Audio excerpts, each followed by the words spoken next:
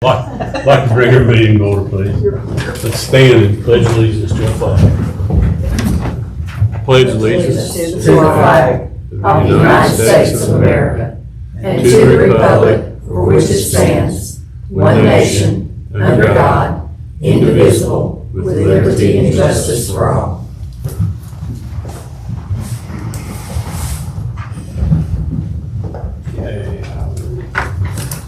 A motion to approve tonight's agenda. Mr. Mayor, I'd like to add a closed session personnel. Somewhere toward the bottom of the file. What do you think, number 21? That'd be fine. Okay. Well, it needs to be before the adjournment. 19A, Colonel. 19A. Mayor. Done. Also, did we want to restructure the agenda just slightly to move the items for the budget, 8, 9, to after the ordinance for the property, the ordinance about the property being closed? Would you want to entertain moving it to the last item?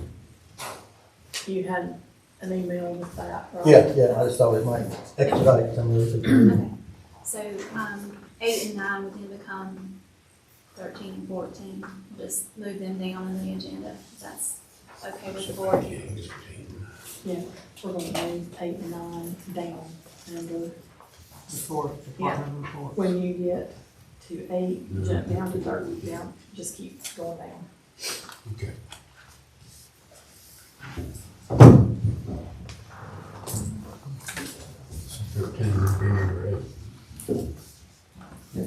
Well, no, just go, yeah. Skip 8 and 9 and go down. Just- Do you have? No, we're waiting on one.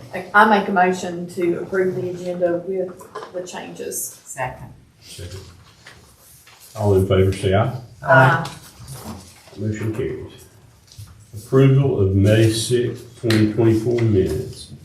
We need a motion and a second for that. I make a motion to approve the minutes on May 6, 2024. Second. All in favor, say aye. Aye. Any opposed? Motion carries also. Public comment.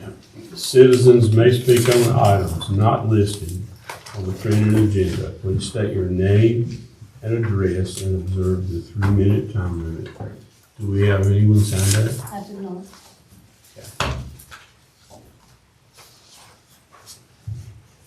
Public hearing to consider alleyway closure between Daniel Street and Varner Street.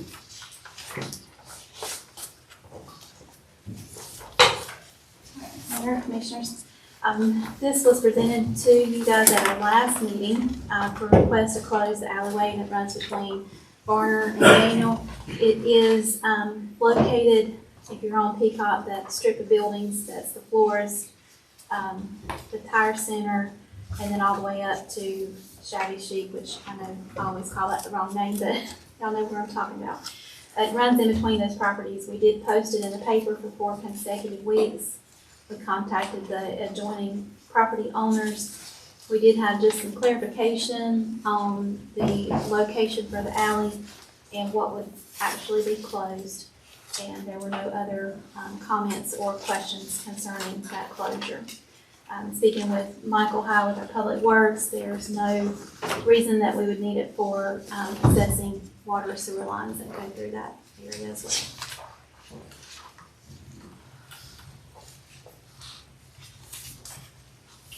That being said, I'd like to open the public hearing. Any questions from anybody on that?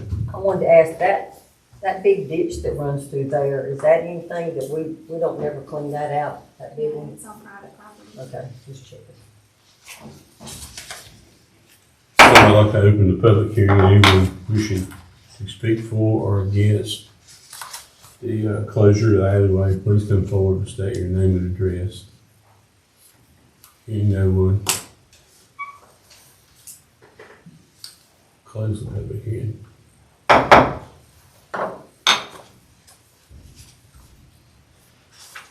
Mr. Mayor, I make a motion that we close this alleyway as presented. Second. Second. Any further discussion on this? If not, all in favor say aye. Aye. Any opposed? That motion carries. Public hearing for consideration of annual budget. Remove it. We move that It one. goes to 7, 8, and 9. 7, 8, and 9. Then I guess the next one will be approval of schedule of fees. Number 10, Mayor, The review and approve. line 10. 9 and Item 10. Okay. Yes, item 10. The approval of schedule of fees for fiscal year 2024 and 25. It's fine. I think that 7, 8, and 9 probably all go together, so we just. I didn't hear what you said. It's okay. It's fine, it's fine. Yeah, that, we're going to the town of Denton sign, right? All right, we're going to the town and sign now. Very good, Dave. All right. Formally, number 10, review and approve replacement of town of Denton sign located at Red Hill, Paula Hedrick. So we've spoken regarding the sign before. I had presented pictures at an earlier meeting. I did go back to the company that we were looking at potentially purchasing through. They did a redesign on that, and you should have a picture of that in your packet. And there's an estimated cost as to their completion of the sign, adding post and structural post or brackets on the back to keep that secured. And looking at this possibly for future, just adding small columns at the base of the post, but that is not factored into this cost. And we're trying to keep it as low key as possible because the DOT large changes really throws up red flags. So this would be in line with what we've had before. It would actually be the same material that we've had before. And I'm not sure how long that was in place, but so anyway, it seemed to be structurally sound. So this would be in place of the budget request of $14,000. This one is $2,750. So there were two companies that I reached out to, and the other gentleman was quite considerably higher.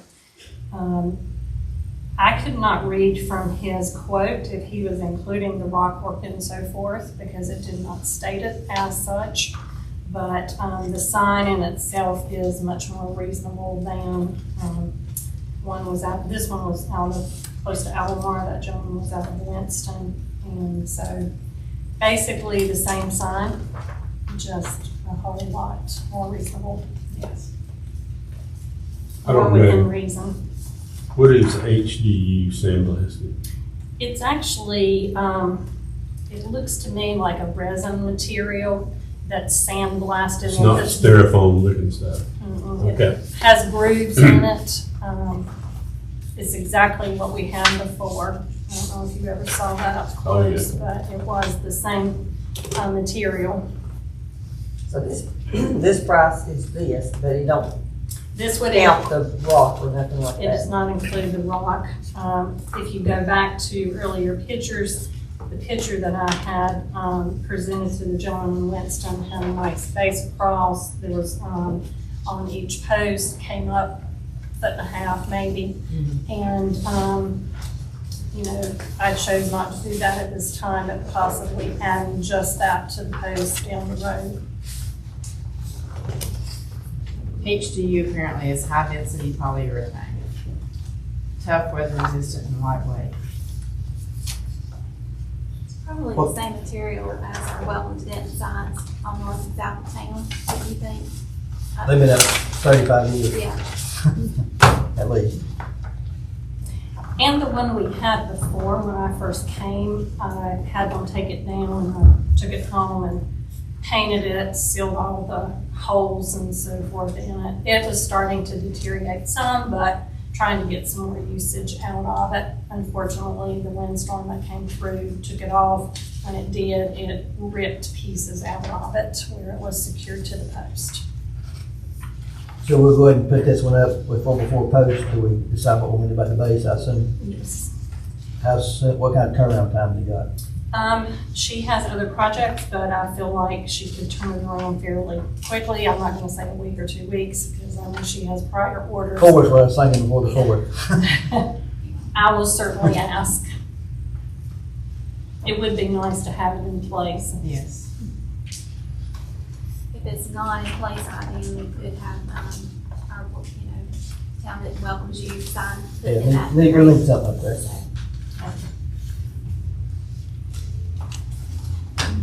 So if you were good with this design, it pretty much is the same as what was before. Being that we have welcome to Denton on our other signs, I took that part off because it seemed to be a little more wordy. And so we'll proceed with it if everyone's in agreement with that. So we need a motion. I make a motion that we approve the sign as presented tonight, the Denton sign established 1907 with $27.50 plus tax. Will you amend your motion to get the lights working? And I'll amend my motion to get the lights working. Second. Any further discussion on this? If not, all in favor, say aye. Any opposed? That motion carries. Show me this is next again. Number 11. Okay. Davidson County Tourism. Oh, Chris. Hey, Chris. How are you? You're up next. Davidson County Tourism Recreation Investment Partnership with Chris Phelps. Hey, good to see you, Chris. Great to see you. Good to see you all. Thanks for having me this evening. Probably pretty brief tonight, get the conversation started on Johnson Park. Again, I'm the Executive Director of the Tourism Recreation Investment Partnership in Davidson County. Those that don't know or aren't aware of what that is, we're the County Tourism Recreation Foundation, 501c3, primarily funded by Davidson County government, although we do have support from other private and government agencies throughout the course of the year with projects we work on. Sorry, I did not have my full presentation prepared for tonight. I messed up and left this off my calendar until Scotty texted me Friday night and reminded me that we were doing this. So if it's okay, I would like to pass out some maps of conceptual drawings of the park. Go ahead. I'll pass it if you need us to. Again, this is just something to put on paper to get the conversation started and see where we go from here. I've also included a 2007 draft that many of you probably already seen that North Carolina State University did. Well, that's wonderful, because we always wondered where that one was at.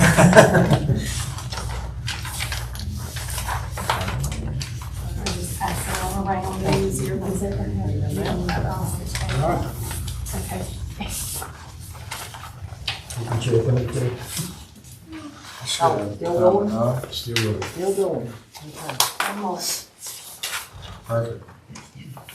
I guess properly.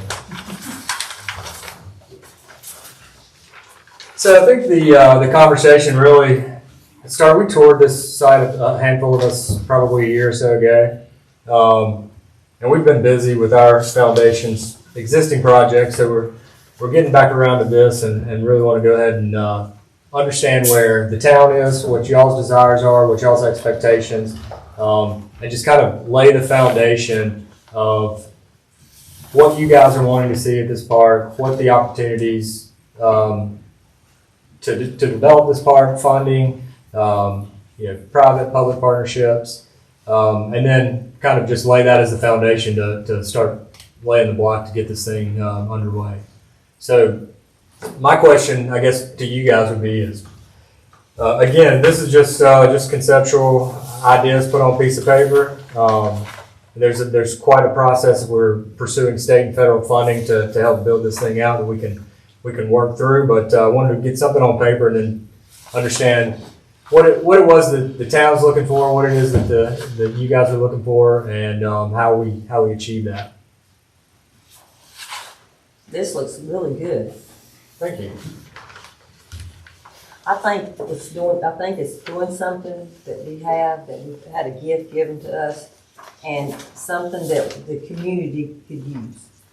That especially that community in that area, But instead of just sitting there, I guess it's been sitting there for, well, I'm 69. It's probably been sitting there 50 years and not being used. Gotcha. For the parking once was when I was little. But this shows that you can do everything. Yeah, and I'm happy to walk through this if you want to understand the thought process here. During the tour, we saw some existing grading entryways, existing fire pits or chimney stacks where there were old camp grills. I think there were 3 of those out there, maybe 4. So trying to utilize the existing amenities and topography to minimize the cost of getting this project on the ground, as well as just looking at I would say this proposal here would be considered the best bang for the buck. Activities on the property without spending a ton of money. It's amazing how much Parks and Recreation build-outs cost today, even relative to 5 years ago. But we're building a playground at Yak River Park right now. That'll be open in a couple of weeks. It costs close to $800,000. And when you drive by, you probably thought your thoughts probably cost $50,000, right?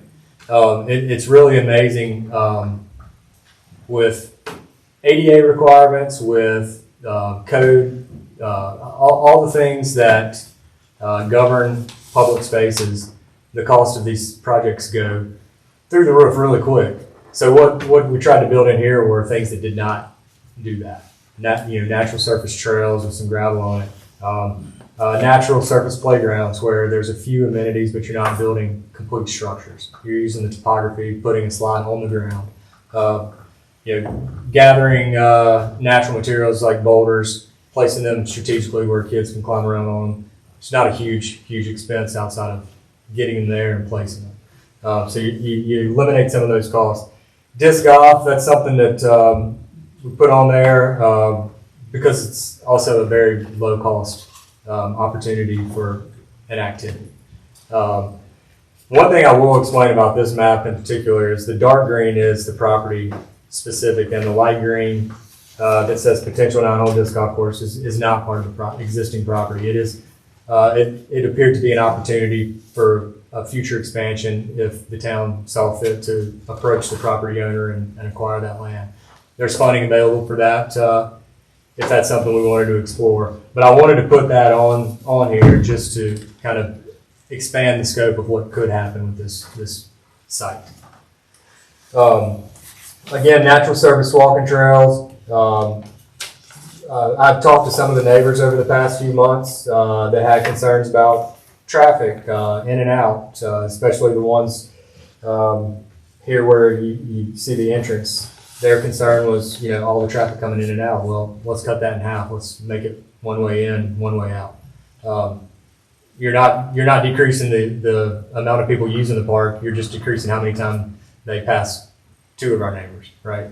So things like that help go a long way with winning over the neighbors that may or may not be skeptical along the way. But that's why that was designed the way it was. Looking at utilizing those existing fire pits with picnic shelters, that's going to be one of the biggest ticket items of this project outside of the driveway and the parking lot. The parking lot cost would be determined if you wanted to gravel it or if you wanted to pave it or asphalt it. That's going to impact it significantly. Picnic shelters right now are, depending on the materials you use, I would say $25,000 a piece is a good place to start, depending on what amenities you want added onto it and the size. The other option is to eliminate doing 3 individuals and do one larger one. So there are a lot of opportunities, a lot of scenarios to consider. But I think everyone's been patiently waiting on me to do this to get the conversation started of what you guys want to see at this site.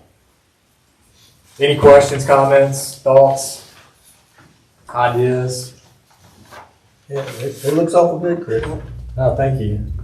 It did not exist 3 hours ago. Really? No, I'm shocked. Would there be any restrooms there? So that's certainly up to y'all. I think there would have to be at minimum some porta johns. But again, that's something we can certainly add. This can be added and taken away from however y'all see fit. One thing that I think is imperative is to hold some community input sessions. One or two, one at the site, one here. Let the community have some say on what they want in their community park. We can start with a drawing similar to this, but then also have options of a list of things that they can rank as priorities of what they want in their community park. Another opportunity, right, that we've been working on for the past 5 years on the state level is trail funding, and this year and next year there's a lot of trail funding available. Not what we've had success with in the past through the recreational trails program. Actually eliminated that this year because the state legislation appropriated $25 million this year and next year specific for trail development. So there's a good opportunity. All of that requires match funds. Some of it's as low as 25% of in-kind. Some of it's as high as 50% cash match. So that's the other aspect of this is how many dollars does the town want to put in? It doesn't have to be town dollars. We can go raise it from private donors to match. But I just want everyone to be aware there will have to be some match dollars coming from somewhere. So up can be in kind, a certain grant. So yeah, certain recreational trails programs. We've had a lot of great success with those. Hopefully, we can continue to. But that's an opportunity where volunteer time, machine time, which our foundation owns quite a bit of equipment at this point. Any of that utilized for these projects goes to the match. These grants, are they the same grants offered by sometimes PTRC? Yeah, PTRC is certainly aware of these and many more. I lean on PTRC more for the federal grant funding that pops up. They're more in tune with that. I focus on local and state. Not that I don't pay attention to the federal, but I usually just call Jesse Day and say, hey, what are the opportunities for doing this project? And he's always has his pulse on who knows the answer to the question. So Now, it might be in a nature park. There used to be, if you had natural, like if you label the trees or the different plants, there used to be a grant for that. If Sure. you go to the nature park. yeah, absolutely. The North Carolina Forest Service offers some funding for things like that, plant identification. Wildlife Resource Commission likely has some funding if there's any educational components to it. So there are a lot of opportunities. Once we understand the goal and what the design is, then we can start homing in on what opportunities. And some of that discussion could be the final design may be dictated by what funding is available. So things to all take into consideration and understand what's going to be the best use of the property for the community as well as the pocketbook of the town. I was gonna say, can we do that this year? Can we start applying for things we need for this park? We certainly can. A lot of funding. The first round of this trail funding applications are due in September. So what we would have to do is go ahead and schedule some public input sessions, get a final conceptual draft. Nothing's ever set in stone. The word conceptual is the key to these plans because you don't want to be locked into something 5 years down the road because you said this is the way it's going to be. So we want to have some flexibility based on funding availability, but certainly we would want to go ahead and hold that and then get a draft approved by this board so that we qualify for all of the boxes that need to be checked off on these grant applications. Environmental reviews, another aspect of it.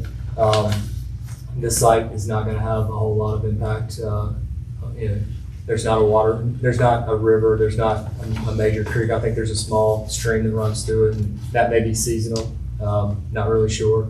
But all that stuff can be addressed through environmental studies and mitigation of any things that we need to be aware of.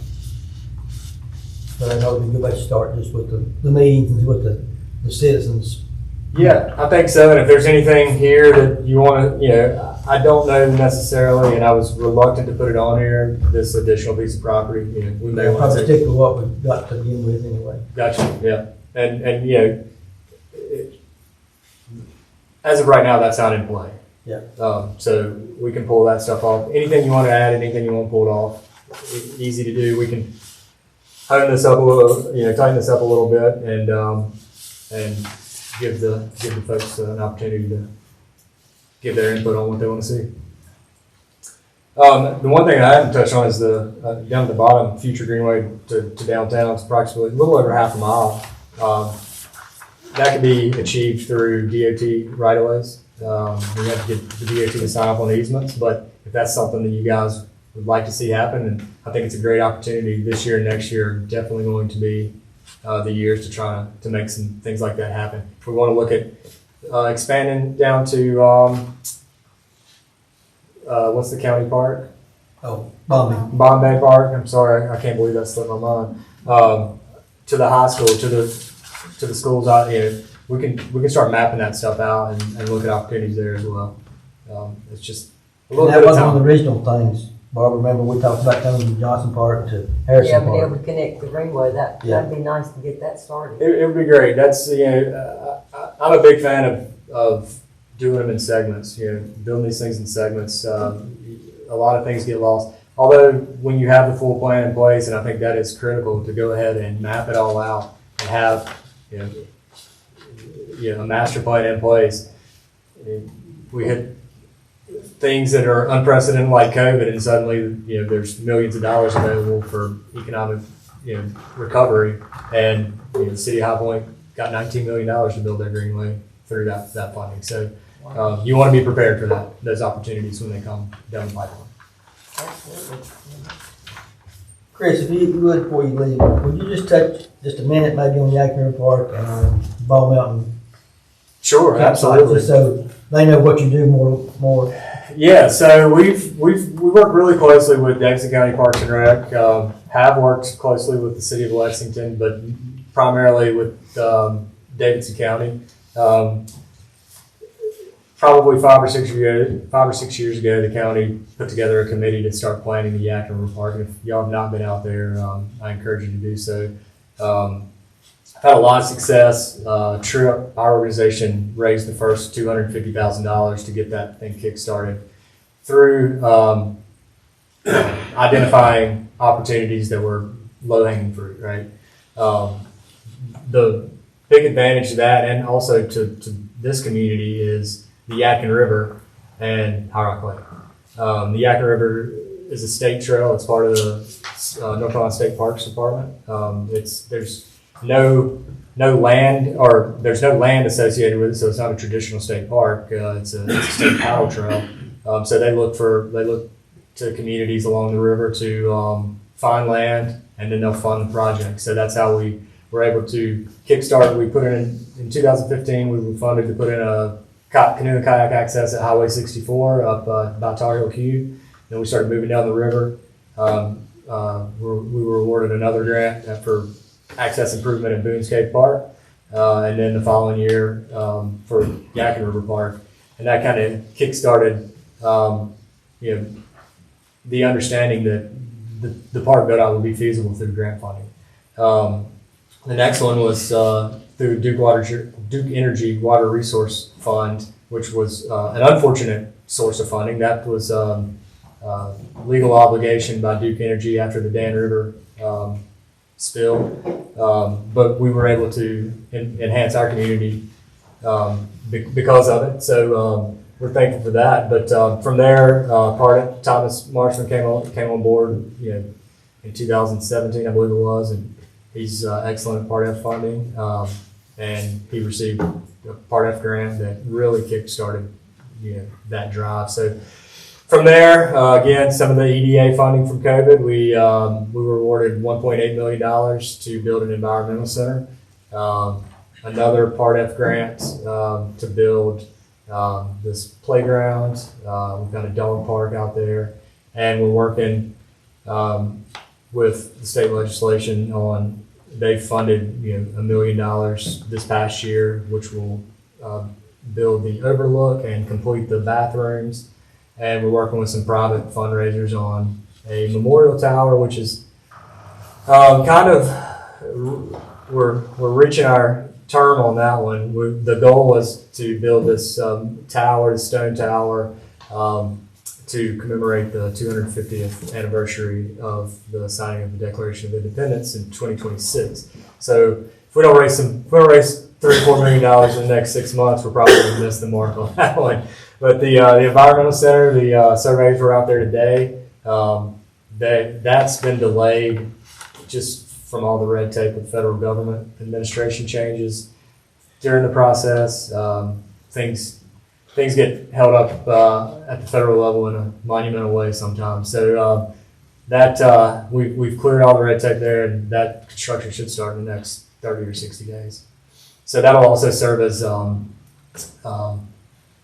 have some office space, a small museum, and it'll have a small concession, bait shop, canoe kayak rentals to service that park. So a lot of cool things happening there. Bald River Trail is one that we partnered with the Conservation Fund and the Wildlife Resource Commission. Mike Leonard, who was the chair of the Conservation Fund at the time, he's now staff there. He's a retired attorney out of Winston. His family's from Davidson County. His brother Charles serves on our board. He negotiated this as a pilot project for the WRC to start building more hiking and biking trails on ganglands. Originally, that piece of land, 500 acres there, was slated to be a county park. But the county, I think, turned that away back 15 years ago. So the WRC stepped in as part of the Alcoa relicensing settlement agreement. So that one was important just from the standpoint of getting the WRC to kind of change their scope on what all the property they hold for ganglands can be used for. Not a whole lot of people hiking up to the top of Baldwin Mountain to shoot a squirrel. So they saw the opportunity to use that as something for the non-sportsmen, for not all inclusive. It's certainly not ADA accessible, but certainly a wider demographic of users to experience Tuckertown Reservoir and Baldwin Mountain.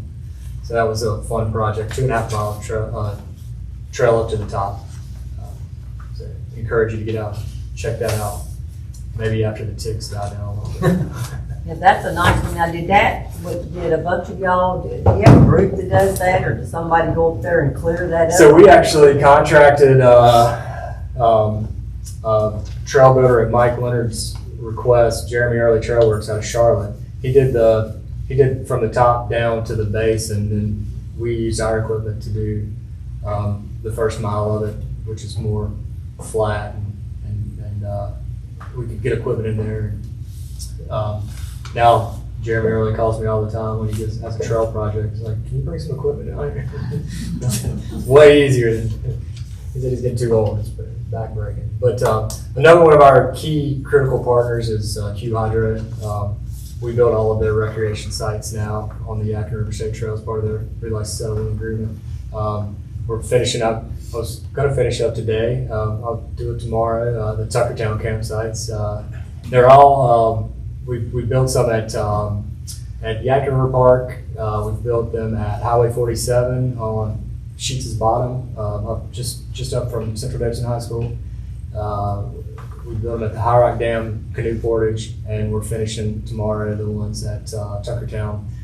And then there's about 6 other projects that they're required to do through 2028 to meet their obligations to the recreation master plan of their license that we're slated to construct for. that also serves as a great revenue source for our organization as well. Thank you. Yeah, any other questions or comments or? Well, what can we do? Do we first start bringing the community in to look at He's this? gonna handle You those gonna do meetings, that? I think. Okay. Yeah, we can Yeah. certainly orchestrate that. We just have to set a time and get it on the schedule, and we'll see what the community wants, and then make some decisions from there. I think maybe probably be wise to do that late July, early August at the latest. Okay. So we'll coordinate some potential dates and put it all together. Thank y'all so much. Thank y'all for what y'all do. Thank you.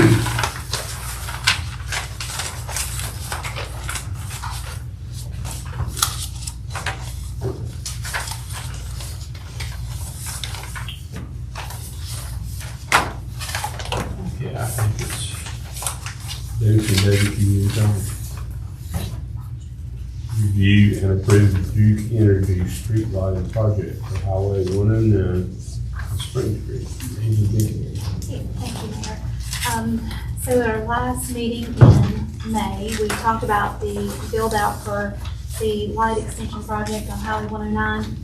And in going back and talking with the representative from Duke Energy, just to clarify some information. So our build out cost for adding all total is 8 lights additional and then replacing 2 that are currently existing with the same type of lighting. So a total of 10 would be $11,740, and it's split over a 5-year plan at $195.67 per month. It is that cost per month going forward as well, unless the rates change. From what I understand, these rates are set by the Utility Commission. I expressed to him our concern that we've been asking for this project for a little over a year, but said that their rates are based off of whatever it is. It's not retro or dependent on what can be, when it's established by communication. Again, it starts about, the first light, I think is on the back of your, not sure which way yours are stapled, but if you're coming into town on 109, they're about where Handy Sanitary District's office is, would be the first placement of a light. And then coming towards Farmer Denton Road, you would have them spaced out from there to about mid of the intersection, before you get to the intersection at Farmer Denton Road. So there's already an established light there. The lights on 3rd Street and Farmer Denton Road will be replaced with the light kind. And if you notice on the plan, it is all on the northbound side of the highway instead of having to go across, since there's no power lines that run on either side currently. Do you have any questions about their proposed placement of lighting?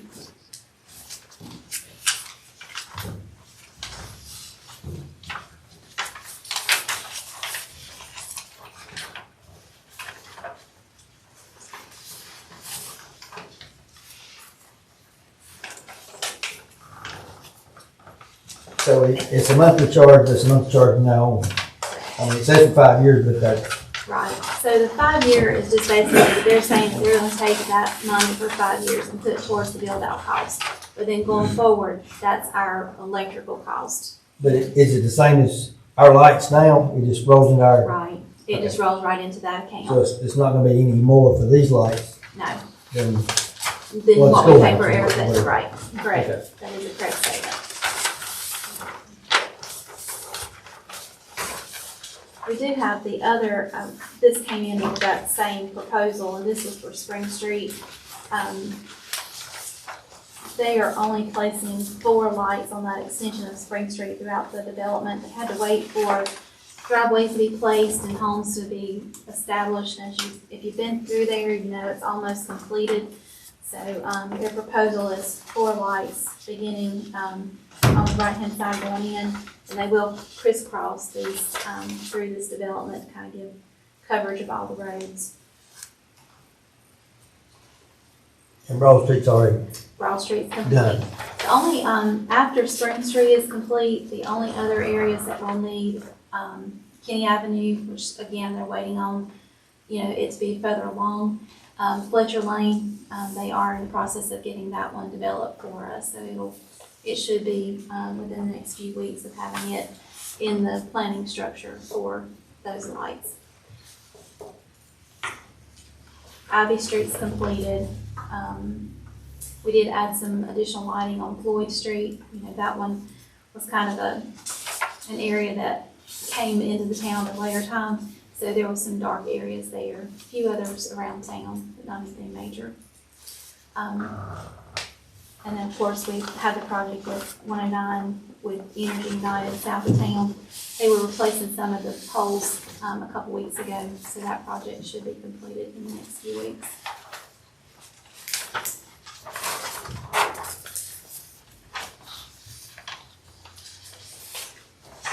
Is this just a report on the 109? Do you need a motion? We actually will need to have 109 approved by motion because of the cost. The Spring Street is kind of absorbed into our utility cost. It's minor, but since we're going to make an approval on it, we can just make an approval for both, and that would be sufficient. If that's the pleasure of the board to continue with having those lights placed on 109. I make a motion that we move forward with the lighting as recommended, the Duke Energy on Highway 109 and Spring Street. Second. Any further discussion? If not, all in favor, say aye. Aye. Any opposed? Motion carries.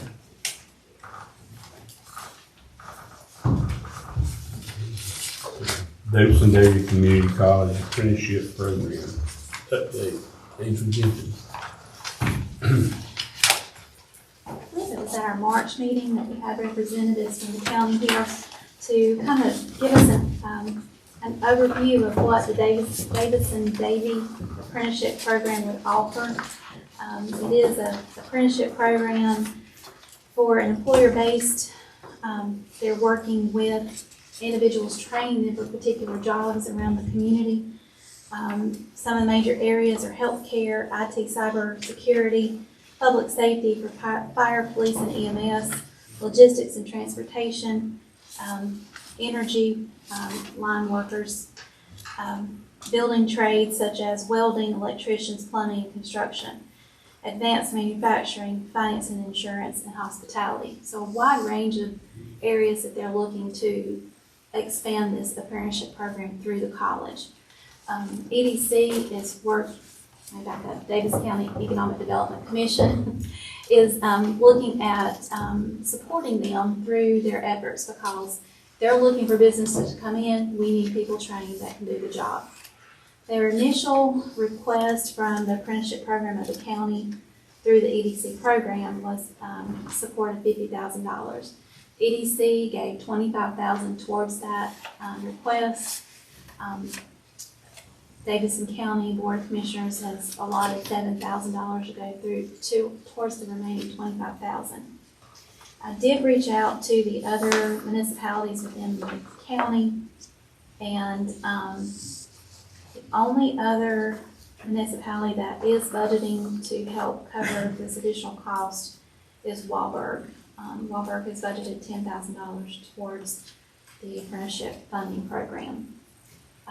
Thomasville and Lexington both said that they do have a nonprofit funding process that they could apply and request that funding through them. But at this time they were not, and I had not heard back from Midway prior to the meeting. Coming to you, asking what you would like to do, if you want to consider supporting this program, or if we want to leave it to the county for financing through EDC or through the Board of Commissioners. Of course, we're not paying anything to EDC anymore like we had in the past, correct? Correct. It's all part of the county process now. And I'll have to say, and Mayor, you and Commissioner Morris are both on that board, they are really beating the bushes to get businesses and industry into the county And I know that we are the southern part of Davidson County, and we don't really see the impact of that as far as the industry. But the housing, things like that, people are coming into the town to buy houses to work for these companies. So, we're benefiting from that in a way.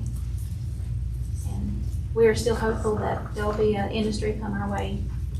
May not be as huge, but something.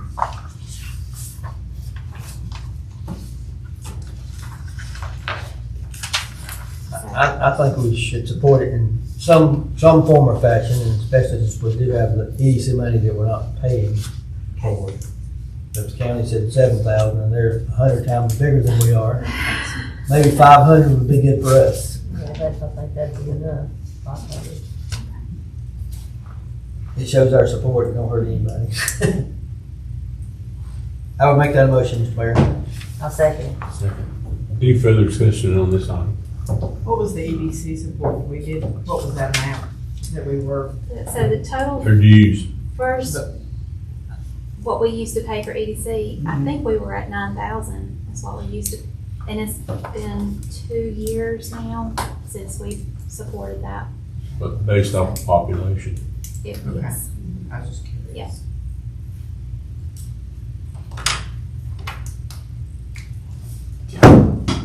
All in favor, say aye. Any opposed? Motion carries.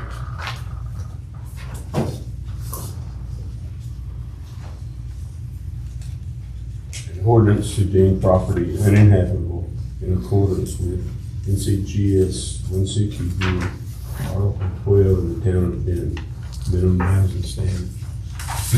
Going to give a little bit of history to this, and I'm going to refer to our attorney for any clarification that we need on this process. So 249 Farmbrook has been under code enforcement for quite some time. As you can see listed in our ordinance for deeming the house under minimum housing code, they're just referencing back to January 8th, 2024. However, we know this has been going on for about 2 years now. Just overgrown lots, junk piles, and junk cars and untagged on the property. The process from ACE has been to notify them of their having to be in compliance for their structural issues that are going on. They were given 30 days to comply, and there has not been anything done to bring them into compliance for this. We've had the property abated twice for mowing and twice for cleaning. It's at a point it needs to be mowed and cleaned again. We're at approximately $10,000 in liens. We are working with another attorney to do a foreclosure for the purpose of collecting the funds and replacing those liens. This would deem the property to be unfit for them to even be on the property. And I'm going to refer to Ms. Whitman now, because she's going to let us know what the process should be at this point if you approve this ordinance for it to move forward from tonight. Is that okay? It is. So I started the process with Candy Mountain Firm, which is the firm that does all of the property tax foreclosures for Davidson County. And so we use them for City of Thomasville for foreclosing on liens and so forth. And so we started it, based on what we brought forth to you before. And in doing so, at the same time, we were talking about a way that we could kind of prohibit this from continuing to be an issue. And the idea came up to declare it uninhabitable and move forward in that manner. So I was reviewing the ordinance that was on tonight to vote for that based on what ACE had provided. And in doing so, I did a title update. And unfortunately, ACE has listed the previous owners of the property and not the current legal owner of the property. And so I asked Angel if I could review the contract that we have with ACE. And under this, ACE takes it upon themselves to be the agent to do all of this. So I'm concerned because ACE should have been doing either requesting a title work or having their own entity to do the title work to make sure that they actually have the legal owner of the property. So before you can deem it uninhabitable and do anything else, you've got to serve the correct people, and they have not served the correct people. So we're gonna have to take a step back from this. I've given you an amended ordinance that I've prepared with the correct names, that once notice is properly given, that you can vote to move forward to deem it uninhabitable. Has it changed hands recently? Or are they that far behind? Well, so it was owned by the Turners. Mr. Turner passed away first, and Deborah Turner was then the owner. Deborah Turner died in 21, and the daughter would have become the owner of record at that time, and the estate was actually closed in, I'll tell you. If it passes through the will, it might not pass through a deed, is that Well, correct? it didn't pass through a deed. It was intestate succession. There was no will. So it passed to Nicole Sams September 15th, 21. There was actually an estate done in 22, which was closed March 8th of 23. So if they had looked at the title work at all, they would have known this.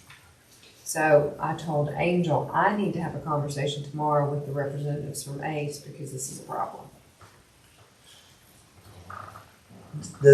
We passed minimum housing ordinance in the past. Is any of that not enforced? I mean, we boarded up houses in the past, we tore down houses in the past. I haven't gone back and looked at every file that's been done. I didn't know whether that would suffice this, or supersede this, or this supersedes that, or whatever. This particular one, we just have to make sure notice is given appropriately. We lost money before when some of those that we didn't file correctly, you know, and they sold them and we didn't get our money. They've got to be filed correctly, but my big concern is we have a contract with ACE to do this. If they're not doing their job, we have a problem. Then you need to look for somebody besides ACE. Well, and ACE's contract is actually, this contract, is valid through June 30th. It will automatically renew at the end of the term unless a modified contract is adopted by agreement of both parties, or if it's decided in writing not to renew the contract. If documented unsatisfactory service is made by either party, a meeting will be held with the town manager to discuss the issue and how to best correct them. If further unsatisfactory service persists, the contract may be ended by either party with 30 days written notice. I mean, this is a big deal. Yeah, theoretically, they could change hands yesterday, and we're gonna lose all the money. Well, if you have the right owner at the time the action was done, it's fine. But But you if have it, to update it. yeah, if it was done in the last 6 months, Correct. And the notices, when you send out the notices, they should be to record owner as of this date, plus any future owner and or occupant. I think they were just pulling the information from the best that we can gather on what's been, Or the tax this is records. GIS is what they do. that's what they're And see, looking at. GIS doesn't get updated if there's not an attorney that handles the estate and tells the tax department to update it, because that doesn't go through the register of deeds, so they don't see that. So my plan is to contact ACE tomorrow.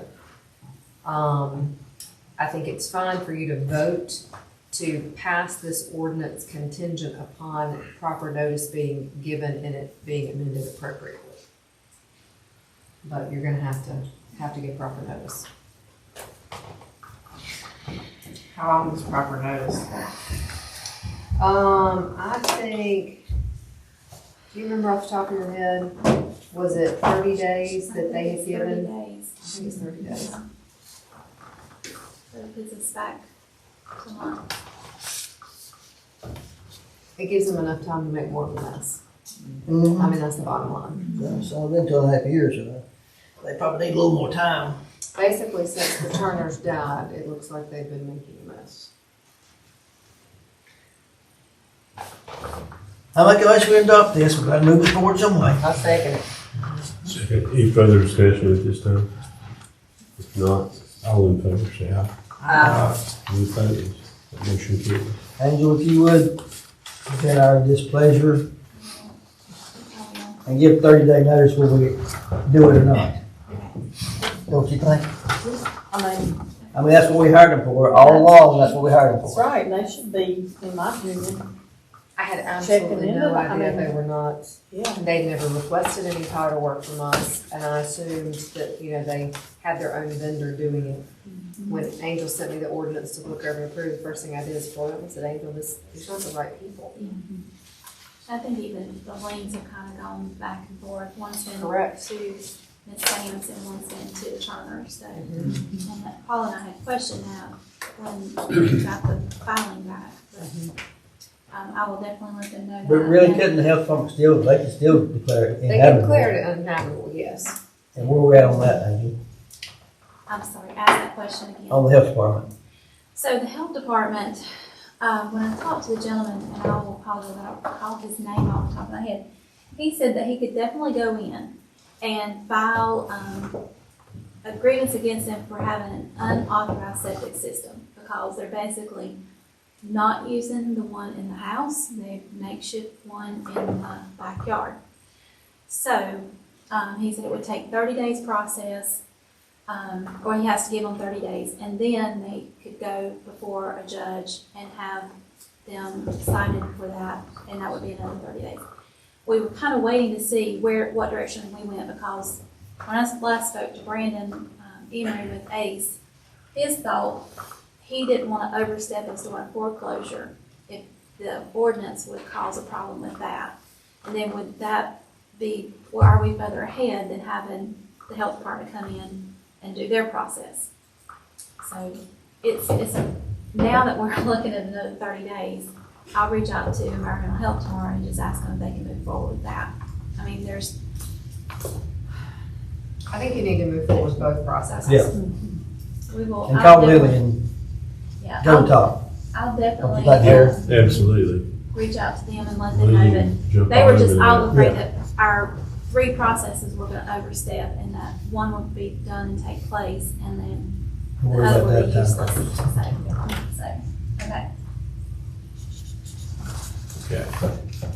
Jumping back up to the top again. Public hearings for consideration of annual, We'll do the department heads. the department Do is you the want to do budget that last. next? Is that good? Okay. Make it- Town department heads report, police department, Chief James.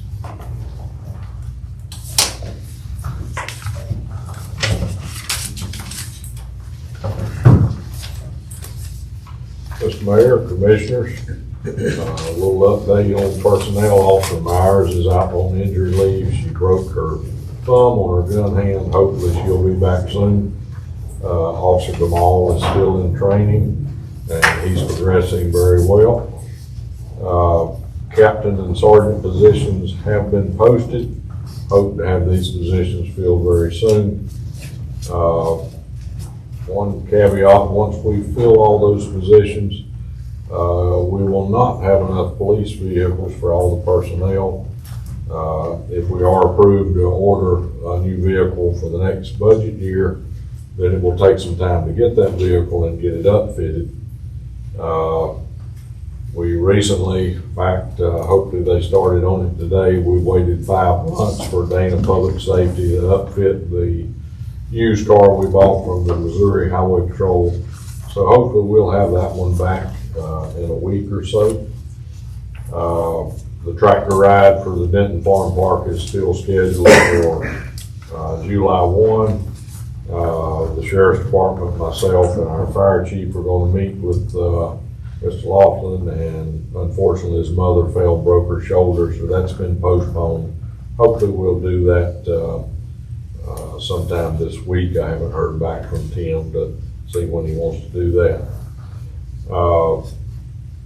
I've recommended to the manager that we need some type of very visible no trespassing signs at the water tower in Daniel Street last night.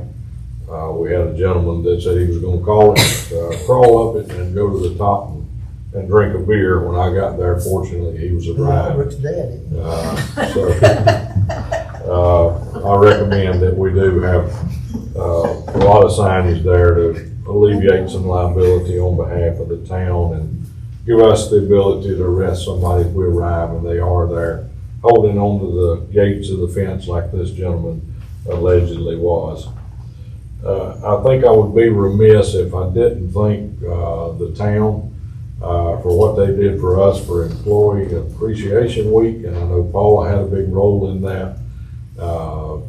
One day she brought Cokes, another day she brought a pack of brownies with nice notes attached, and I can tell you that I've not been treated like that in other towns, and I appreciate that.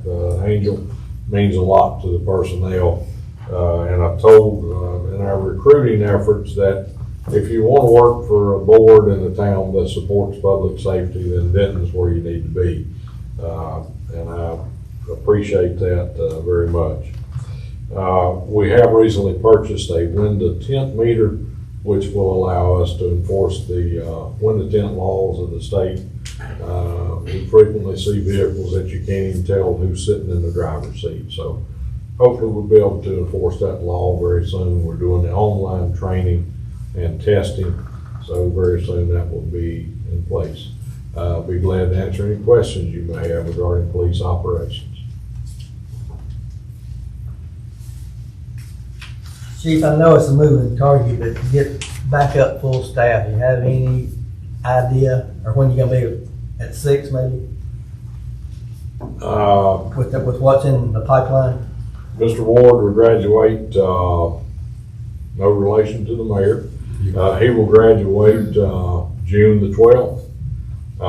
He's worked for me previously. I think he'll be up and running very soon, get through the FTO program quickly. Tomorrow I hope to extend the job offer. The manager and I have talked about it today, a job offer to another gentleman who has extensive experience with the sheriff's department and about 8 months with the airport police in Greensboro. Got a great resume, so hopefully we'll be able to put him to work soon. Then I anticipate some type of assessment center to determine who the captain will be and possibly a sergeant. So I think we're getting very close. I think Officer Gamal will be out very soon. So I see daylight at the end of the tunnel. Officer Myers goes back to the doctor in the morning. Hopefully the x-ray will show that he'll let her come back to work. We'll ask her to go fire her weapon to make sure she can qualify, and hopefully we'll have her back. So very close, Okay. very close. It's been a long time, but I think we're about there. Thanks, sir. Thank you very much. Sounds good. Thank you. Thank Might you for your support. join that guy on the water tower. wouldn't it?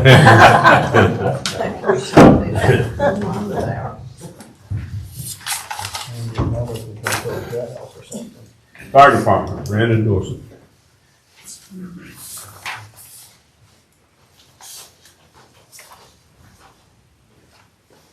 Mayor, Commissioners, good evening.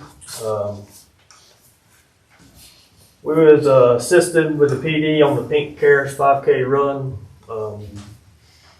Barbara's event seemed to be a successful event as far as we could tell, and no injuries to report on that. We've interviewed 2 candidates. Hope to bring them aboard in the month of June. Conducted a Zoom meeting with a new reporting software. The current software we use is a 3-year contract, and we're entering that 3rd and final year. So just exploring options is that. The new software it has the ability to send out notifications the same as our active, when we're paying a separate fee for active and our reporting. This will condense it all into one. And it's no contracts, it's just a monthly subscription. So exploring that. We had a fire chiefs meeting with the county. It was held at Fairgrove on May 29th. With that meeting, it did not affect Denton or the town of Denton with any decisions that come from there, as it was mainly for units that run squad calls.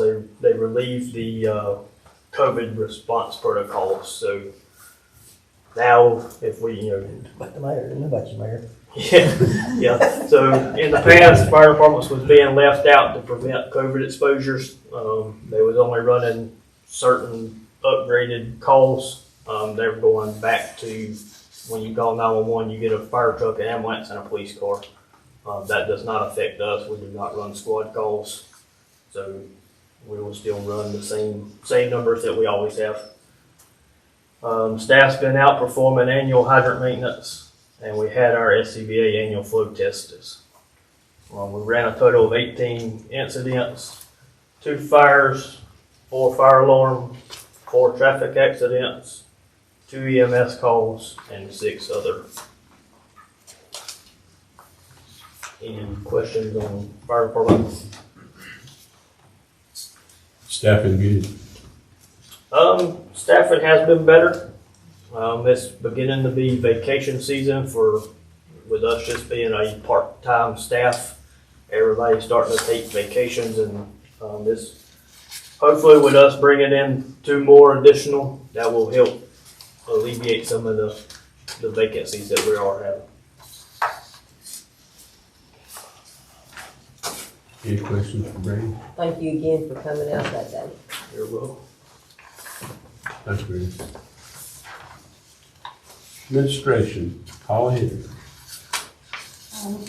Not a lot to report again. I am still working on murals.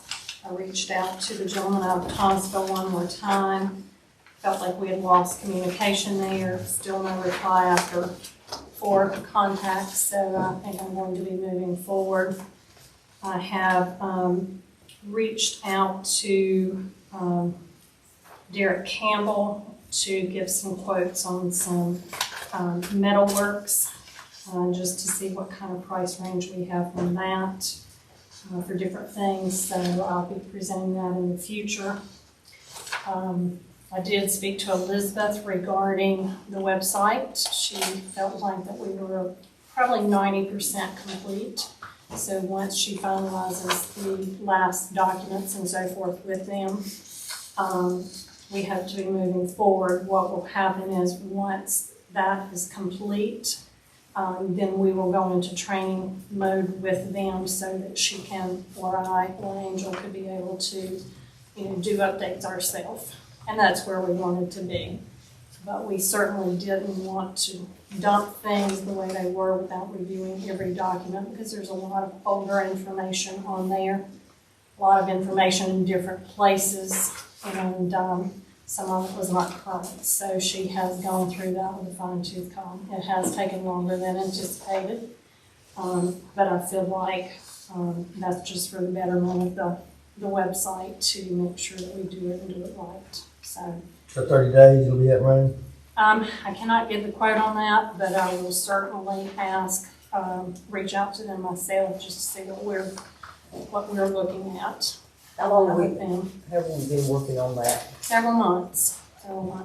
So, but it has taken quite a while, but there's a lot of data there that needed to be reviewed. You can't make it hot like it is and then add to it, or is that? If you do that, what happens is then you have to start, once they roll it over and it's working, then you have to start maintaining it. We're not to that point yet because we might even have a training. So I know that's just how it works in that field, I believe. And you have to have everything on there you want. That's what we're paying them for, up front to do that. So we want all the information that they can supply themselves put into place before we release it. We will have them to make it like semi-live for you guys to review before it is actually a live website.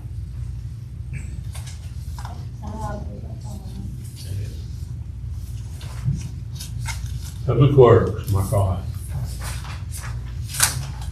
No, the fella find the water tank, he really wants to find water tanks, I got his spec too. Give him his name and number, I'll put him right up there. But, all the patching should be complete now. We're gonna try to finish up the lagoons at the water plant.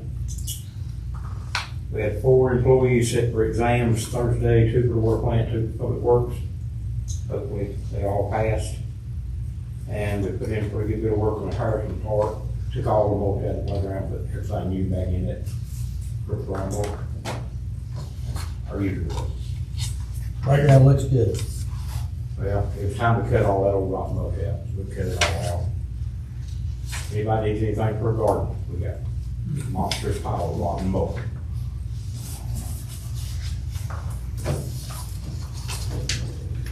Do we, you got a dump truck, right? Yes. Okay. Yeah, we got a tag for it today. Water treatment plant, there's some fun. Hey, Justin. As Mike mentioned, we had some operators for the surface water exam to the water plant, so hopefully they'll pass our stacking issue there. We replaced 2 more surface wash valves to help with the backwashing filters. We kind of band-aid and repaired. Jason, come up here so we hear you better. Please. Sorry about that. We replaced second surface wash valve to help with backwashing the filters. We still have to replace or unclog the valves that actually sweep the tops of the filters. We repaired the potassium magnet pump, but we're gonna have to get a new pump for that, probably a little carbon pump. I went to the Rural Water Convention in Winston-Salem a week or 2 ago to kind of put eyes on local vendors that could kind of come down and help us out at the plant. I had one of the local reps come down there. He's a local pump salesman that he's out of Charlotte, but kind of closer to us, so we can get pumps through him that would work well for our plant, that would be close. If we ever had issues, could come right out and help us. We've had issues in the past with getting vendors or getting pumps actually sent to us, delivered or set up or anything, so I think working with that would be a good thing. Met with Hayward, gave him a plant tour about getting quotes on the plate and tube settlers, which we're hopefully gonna get them before winter. We really need those for when the water gets colder. Met with another contractor about setting up some kind of sludge disposal system via a centrifuge or a belt press. They have portable centrifuges and things that we can set up to get rid of the sludge down there. Me and Michael past week or 2 done different jar testing to kind of figure out the best dose of chemical, pre-treatment chemical dosing, and kind of getting that more dialed into where we can save money and then have the pre-treatment kind of be more optimal. Handy, they put the Byron Street tank back into service about a week or so ago.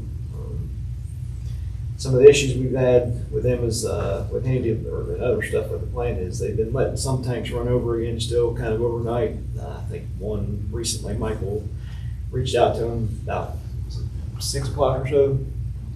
They let it kind of run through until the next morning. One of the tanks just kind of running over, which puts a load on our sending water out to the plant. Let's see, we're having issues getting a technician from Hot to come out and service one of our turbidimeters. They've scheduled it and haven't shown up, so I'm going to try and reach back out to them. We do need new pumps for the carbon and the potassium permanganate. Those are going to aid with like the algae and the warmer water that comes in. If we start getting algae, that'll kind of help with taste and odor and help with the flock kind of settling better in the basins, and then getting that surface sweep valve unclogged hopefully next month or so. Starting this month, we're going to, like I said, hopefully get the pumps replaced for the permanganate carbon. We're going to hopefully look at getting the work started on the next SCADA build. That'll kind of flow pace the chemicals automatically, so the operators won't have to try and do complex math formulas to figure out where to set the dosing at. It'll kind of pace the chemicals on what the water flow coming in is. And like Michael mentioned, we're going to try and work on finishing getting that second lagoon back in service for the wastewater discharge. Long term, we're still looking at getting a 4th filter put in and a pre-settling reservoir to kind of help with when the water is really, really extra muddy or dirty. We can help settle some of that stuff out before it gets into the plant. So, are there any questions? How much you like doing fully staffed, or are you? We are lacking significantly still. If these operators get certified, that'll help a lot, but if they don't, hopefully one of them will pass at least, to help us out, but we're still lacking pretty good staffing wise. We've got some part-timers, but, we still need one or two certified operators. Hopefully they'll pass the test. We'll find out in the next week or so.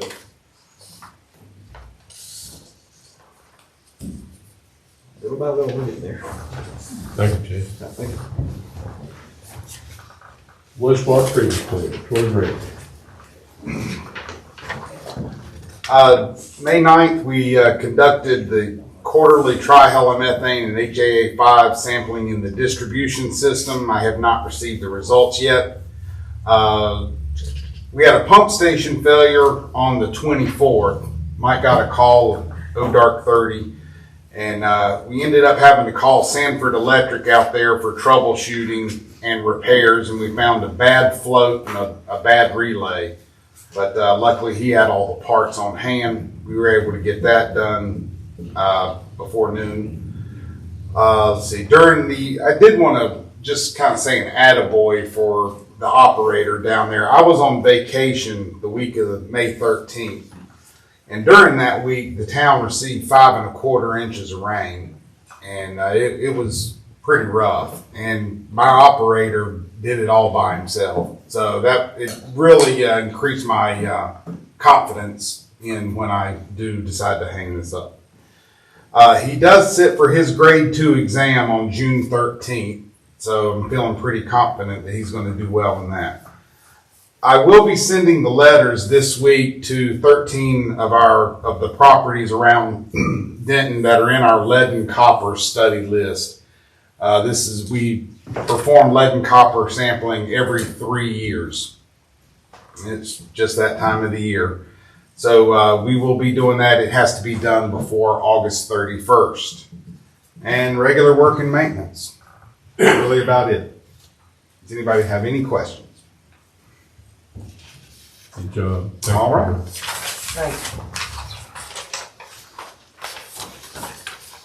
Andrew, do you want to give you a report now? Yes. So the only thing that I really have to add, other than my issues with ACE, is, and this may tie into some of what Angel's going to talk about tonight as well.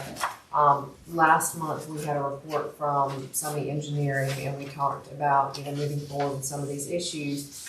We have not gotten any feedback from Summit other than it feels to Summit that the commissioners do not want Summit to move forward with this project. And How does it feel like that? said that every time they feel like what I'm being told and what Angel's been told is that they feel like that there's comments from the commissioners that indicate that they don't want them to move forward. And so Angel has reached out to Mac, the owner of Summit, and has not gotten a response back. Well, I don't call him right down liar, but we have said 100 times we wanted that study done. Have we not, Mayor? Yeah, the hydraulic study. Yeah, over a year. We need to send him a letter. Well, I'm looking for some direction from you guys. Angel, have you gotten any more specific information? No, I ain't said nothing to him. They can blame me if they want to. I think they're blaming you. They said comments from one specific commissioner. Well, I'm sure it was me. Yeah. Because we've been working on it over a year, and it cost us $40,000 because we didn't do it for the year. But if you'll just hang on a minute, I've got a text from him. If I can find it. And I sent it to part of the commissioners.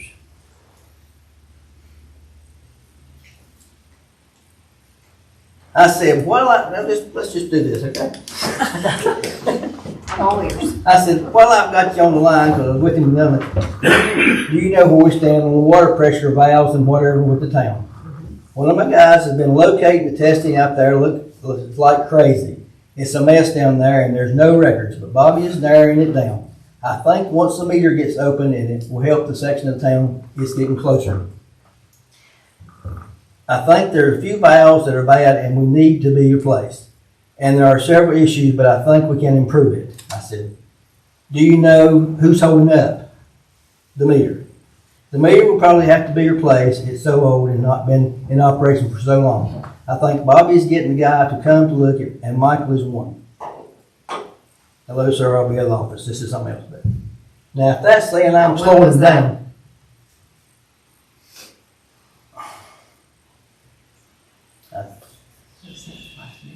May 25th. May 25th. I mean, that's, Okay. so somebody better call somebody. Yeah, who said that? Well, what the conversation was is after the last meeting, I got a call from Bobby Kidder, who was here, presented the information to you guys, and he just said that in reviewing everything with Mike, that he truly felt like there was pushback for them doing the project, that he just didn't know if this was the avenue that we wanted to go. I assured him that we need this hydraulic study done.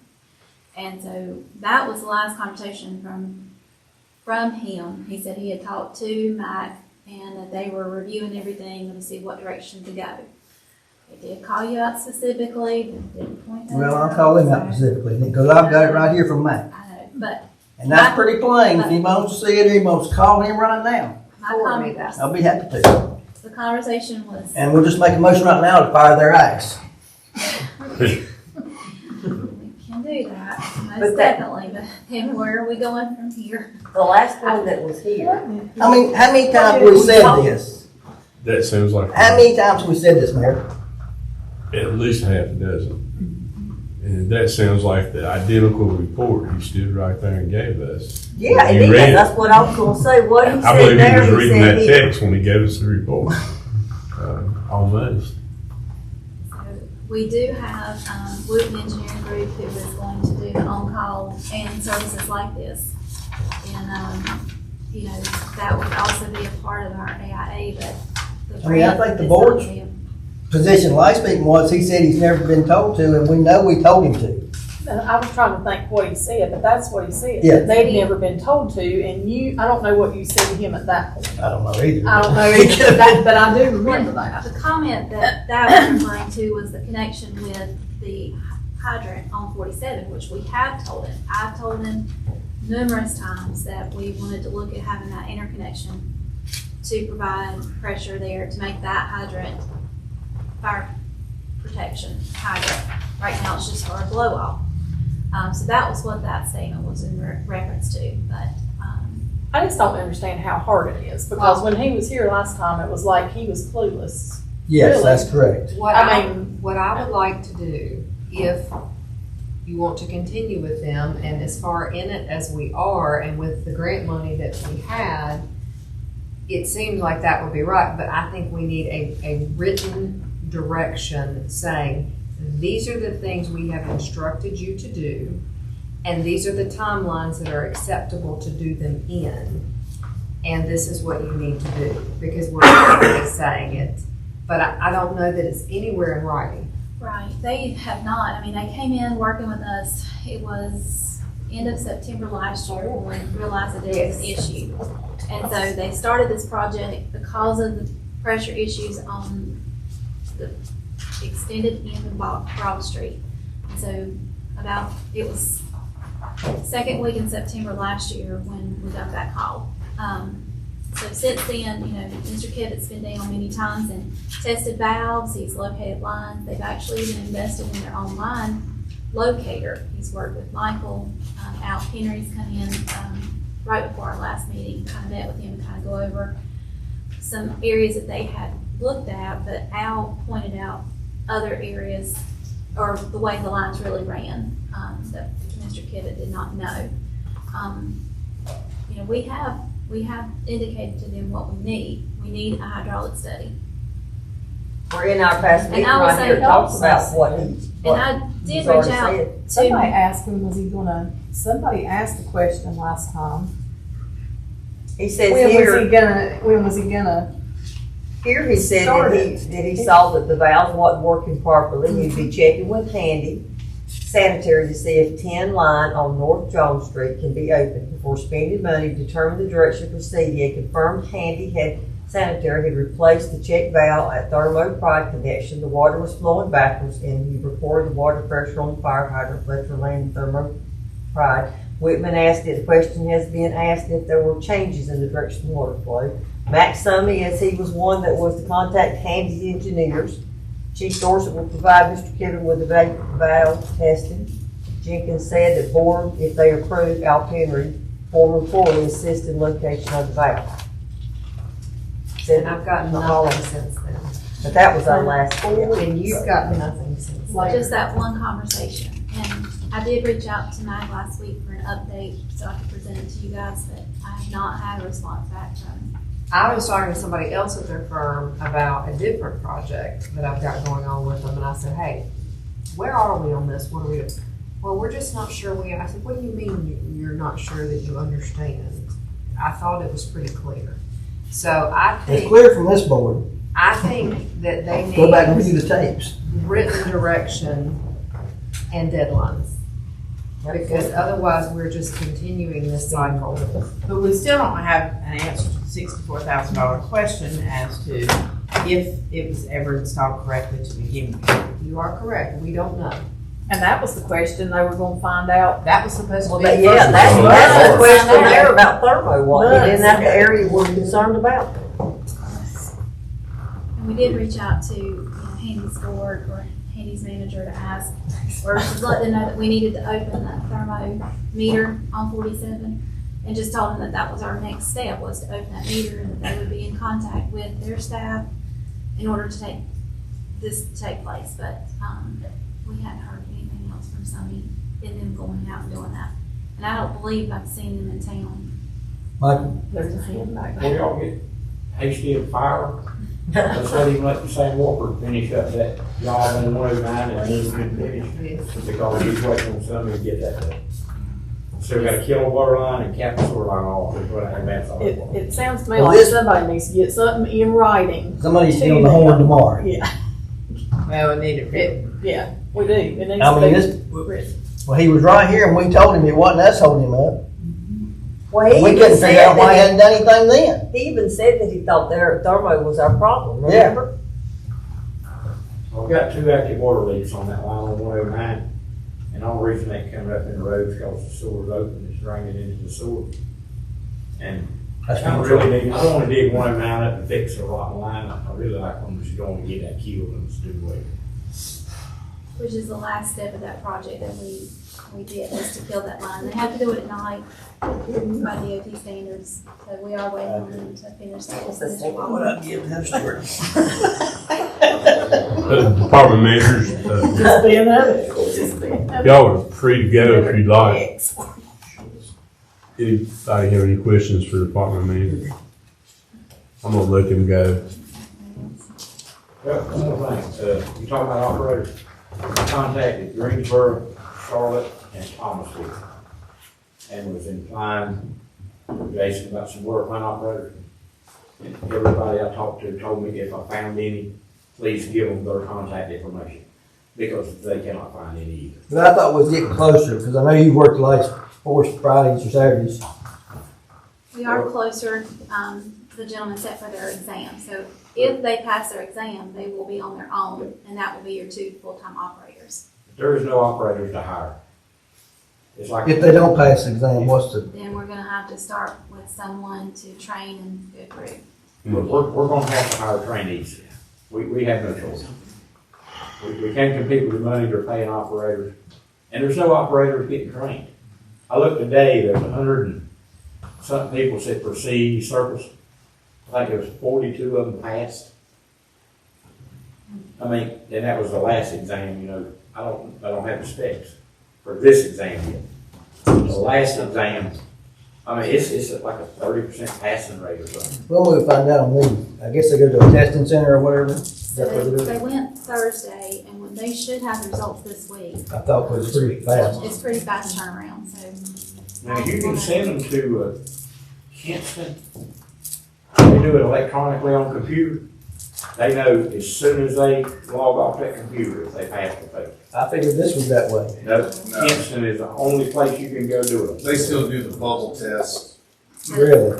And it's limited for Kinston, isn't it? I mean, it's not. We yeah, there's like two couple computers in there.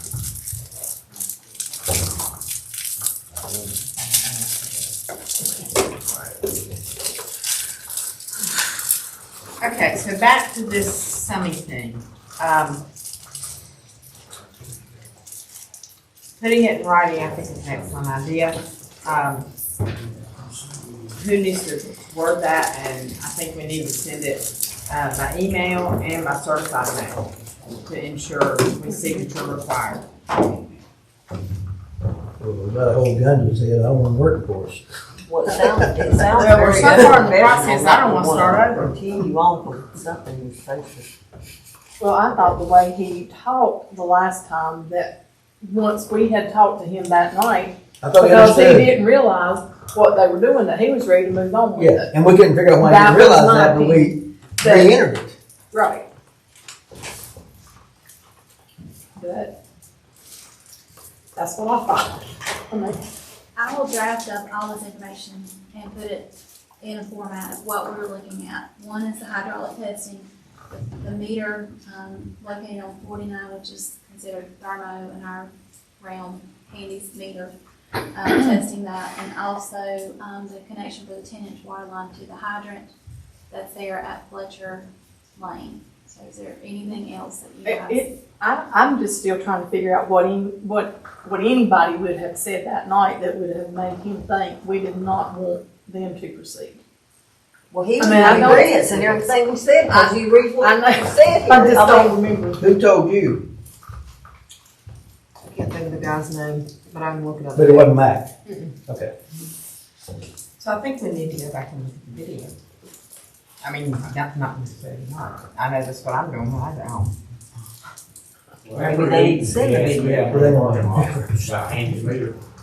And I told him I couldn't do anything to Andy. In his contract, Andy had to do the meter stuff, so he's going to have to contact Andy. But that could be our whole problem. It could be. That could be our $40,000 pumps up on Broad Street. But I doubt it because we turned it on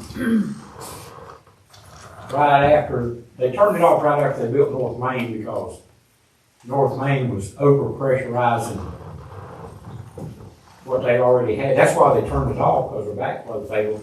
And it was actually pushing water back through the meter back to us.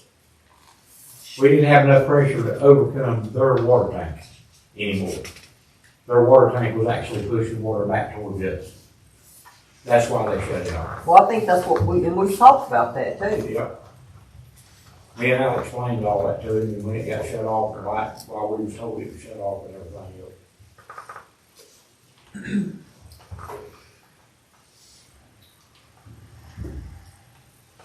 So do we want to proceed with written contract or what's the pleasure?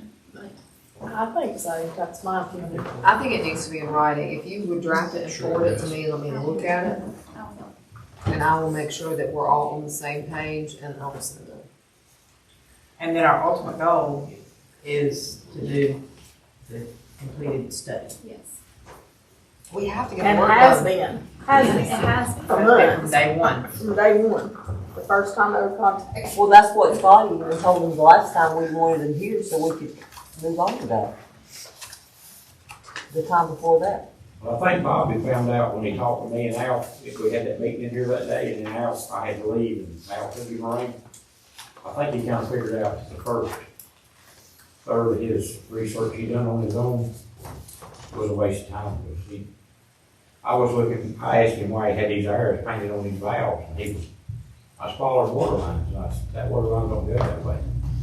Where does it go? It goes over this way. And then Al took him around and showed him, so I think he's going to start back over on some of this stuff.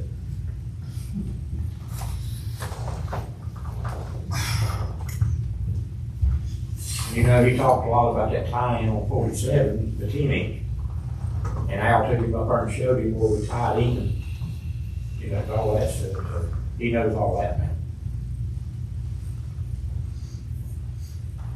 Maybe it's Al told me it like he told me, they got us mixed up, you reckon? I don't know. I told him if he wanted to know, Al would be one way to ride. Well, I mean, he was bragging on Al that night, saying. I didn't say anything. If I'd have said anything, he would have known it.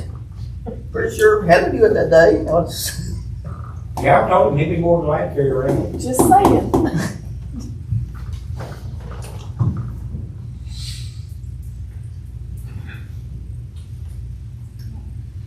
So we're gonna send them a letter.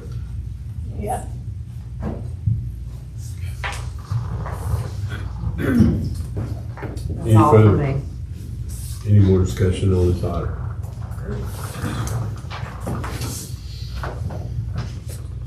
County manager report. I don't have a whole lot else after that.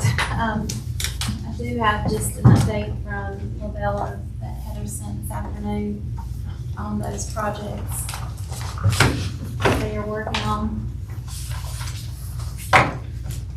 There's also an updated calendar for you from the Parks and Rec group for their events that they have through the rest of the year. They did combine the harvest pageant in with the August events, so they'll all be on the same day. Community pageant, cornhole, and also the back to school bash. They are working with the group of churches that did the backpack program last year. They reached out to them to see if they want to still come and be a part of that event for that day. I did meet with Daryl Hennett last week to review. Angel, did you give us a rig report before I start digging? I have not. Okay. No. I am just kind of updating you guys on those things. I did meet with Daryl Hennett last week regarding our joint meeting that we have coming up next Tuesday night. And this is a list of questions that he sent out to his board and he provided to me, so I thought I would give them to you. I have asked for input from our board as to what information we want to share from them. Questions that you may have of their board, their processes, their day-to-day activities, or what we would like to see going forward from their staff or boards. Change off that study. Yeah. I mean, that was part of it, right? What's that? I think that hydraulic study was part of Well, the hydraulic study what has we to do. wanted to know, though. Yeah, we asked for the hydraulic study because of the, maybe the proposed interconnection with Handy off of the North Main water tank, to do service to Broad Street and Spring Street.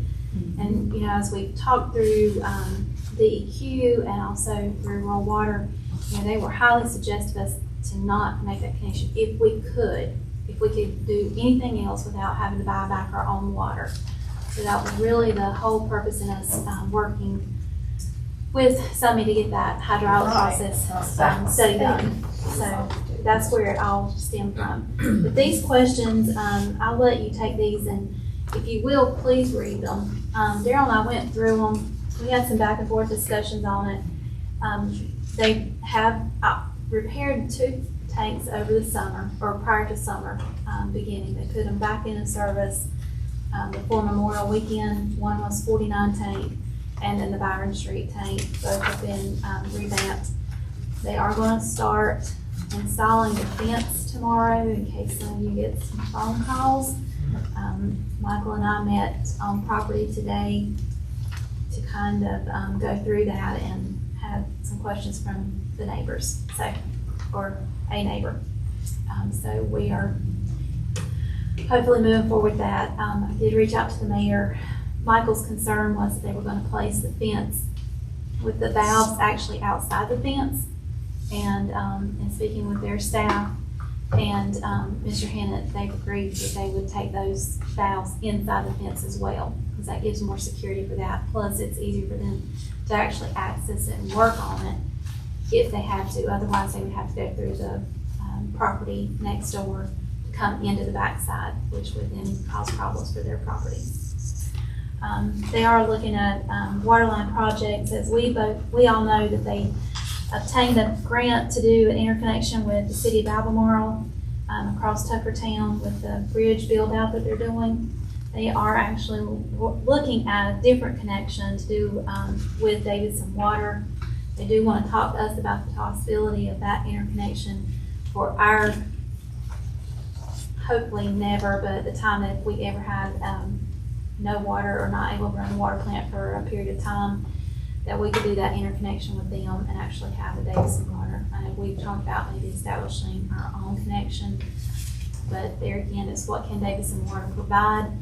It does outline what they're looking at from their SID road connection also from Camp Ingram, which I am not real sure where that is. Do you guys know? For capping them in? Yeah. Yeah. Where is that? Across the pond, turn right. Which On pond? Chipping Town Go Road. across highway. Shipton Town Road. Okay. Go Okay. back to the left. I gotcha. Okay. I wasn't sure where that was, but they're looking at an increase in both connections there. And so that one at Sid and one at Camp Ingram would give, It's actually hopefully, Cap. Cap. Is it Cap Ingram? Yeah. Okay, I'm It's a thinking, person's name. I gotcha. I was thinking Camp like Walter Johnson. They are also looking at, let's see, what's the other things? We're talking about their North Main and how much water they're getting through there, replacing some of their, what they call leak alley areas, one being on 109 at the former Jehovah's Witness location, and then also down 109 at Blaine Road, and replacing those water lines as they have had significant water leaks over the years, trying to make sure that they're using the best bang for their buck. There is a huge build out for Baden Shores that's taking place right now. Baden Shore has a lot of leaks throughout that whole community, and they are actually working with USDA in replacing all of the lines and metering each location, whereas before it has just been one main meter and everybody pays a particular amount for the bills. They're looking at also a 12-inch water line that follows the route of 109 Garner Road, which is just south of Toms Creek Road. They've also looked at some bypasses around that could help provide water to different areas for them. They do have questions that they're sending back, and these are, again, generated from Mr. From the manager, right? From Mr. Hennett, yeah. He said this was by instruction of the board to develop these question and answers. So in giving you guys this, I really would love to have some feedback from y'all. Give me questions that you want as this meeting is coming up on next Tuesday evening. After you've had a chance to review all this information, let me know questions. I'm going to kind of use this as a guideline, but I'm going to give them an overview at that meeting for where we are and what we're doing. I hadn't talked with Jason about this, so I'd like to go down and maybe take either videos or pictures and do a PowerPoint to show that evening, because maybe none of them have ever seen a water plant. So I'm giving them kind of an insight as to where we are and what we're doing, what a pump is and what a lagoon is, what a filter is, things like that. And that's all this meeting's designed for. It's not no get up and down, jump up on the table. Right, that's what I kind of It's thought just too. want to know what they're planning and what we're planning and how we can work together to make both systems work the Better. best. Absolutely. And that's what I shared with. Very simple. I shared that with Daryl. I told him And I the felt like problem that Darryl was don't know and you don't know, we all know their board and they all know us. right. I mean, Daryl and I are the outsiders. I yeah. mean, we're I not say from that, here. but I mean, we We're all both grew not up from and here. hate their board. Right. We're both not from here, but we both, and talked with him, it was about a 2.5 hour meeting. It was very productive, and we really felt like that was something that we need to do. Not only our quarterly meetings, but going forward, but just, when they've got things going on. I did tell him about us working with Wooten Engineering Firm, that we have not had the Charlie McGugan working in our court for us, getting the best bang for our buck. We've not had anybody looking out for our best interests in a very, very long time. And so it is, I expressed to him that it's our goal to have that communication from our engineering firm to their engineering firm, so that whenever they're looking at replacing a 12-inch line, what's that going to do? Is that going to make any difference on us? And them having the conversations together. So that, I think moving forward with Wood is going to be a really good step for us, having someone, especially having those projects, just as Chris talked about, having projects ready to go. We have parks stuff ready to go when grants are available, or water and sewer stuff available when grants are, we can go forward with that. So, again, it's a lot of information, so look at it, over the next couple of days. Will you shoot us or I'll find a copy of their contract? I will. Because don't it, have you looked at it lately, Misty? It used to have a clause in it that once they went over 1.15 million gallons a day, per day, that their rate increased. I haven't looked at it recently, but I remember something about that in there, but if you'll It's over send a it to me. 30-day period. It's Uh, over a 30-day period. At one time it was a day. It was changed in 2015. So they're required to take 425,000 gallons per day as a requirement. But then, I think it's 1.25, but over a period of a 30-day. So as their tanks running over, that's fine, as long as they're paying for it, you know? That's right. But I did express to Daryl during our meeting, our concerns that when our staff calls with an issue, that we really do need them to, number one, hear what we're saying and take care of the problem. Because a tank running over and no one paying attention to it, yes, it's costing them money, but it's costing us time and staff to be there to man the tanks to make sure that nobody has a problem. Yeah, I wouldn't think they're gonna lose, I mean, they're 35% going to their maintenance anyway. Right. So I said that to him, so hopefully he shares that with his staff as well. Again, look over everything over the next couple of days. Give me back some feedback on just any questions that you may have after reviewing what information Mr. Hennon has provided.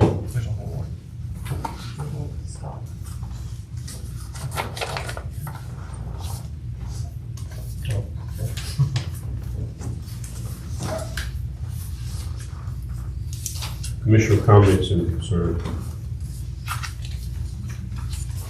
I would like to say how good the park looked. Whoever, y'all, So, what's your name? Elizabeth. Elizabeth, wouldn't come to me. Whoever, it looked great. Yeah. Had a lot of compliments on it. We will definitely share that. Elizabeth really did take that and She did, and it's amazing how much research she had done. It took a long time It was to very do that. It did, and we've got so much information, we've actually even talked to Kelly about doing some articles in the paper regarding those that lost their lives that lived in Denton, that were from Denton. So, but thank you for that, I'll let her know, and I know Paula and Robin and I all celebrated with her when we could, and there were times I think we were all crying over finding out some facts about some of the officers and how they did pass on, so. Have you had more people We have. come forward? I know a lot of people have asked me about it. Yeah, we'll have enough, I'm sure, to have another order. Yeah, we're halfway there, so we'll have over 100 come Veterans Day. That'll really be free. As I was leaving to come up here, I got a phone call and it was, I'm Jean. And she hurt her leg and she could not be here tonight. And she wanted me to express her thoughts about Memorial Day and how good it was and how professionally done it was. And she thought it was the best looking park, best the park had ever looked. She called us too. I was very appreciative. I said the thing about the Hunt Boys, I mentioned on the Denton Museum thing, but there you had two of the Hunt Boys died on 2nd Street that were killed in the war. And the house I live in, they all graduated around the same time, then Harold dies. So you got three right there during World War II that died within blocks of each other already. They had me back to the life story. Absolutely. Any announcements? Special call meeting with Handy Sanitary District, June 11th, 6 p.m. next Tuesday. Downtown Antiques Festival starts July the 2nd through the 6th, 2024. That concludes everything except the budget. Would y'all like to take a 5-minute break? I'm good. Good. Unless you, Okay. We're gonna move forward then. Public hearing for consideration of annual budget for the fiscal year 2024-2025. Andrew Jenkins.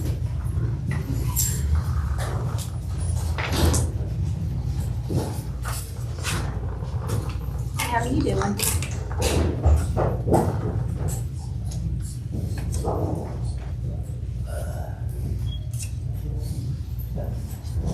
We can raise. Good to see you, Billy Joe.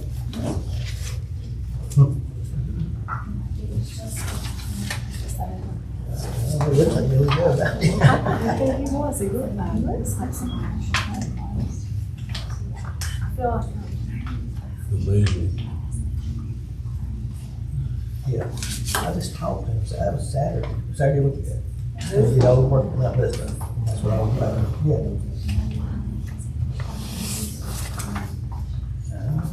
Yeah, I think Looks like. I can guess.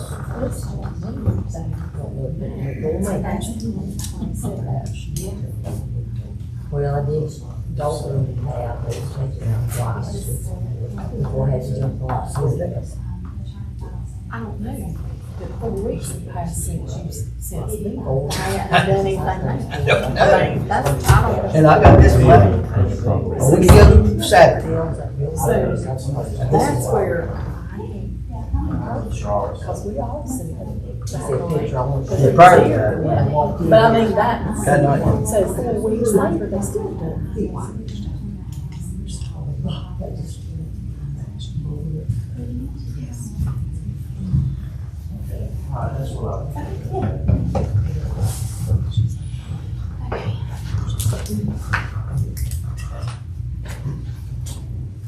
How many?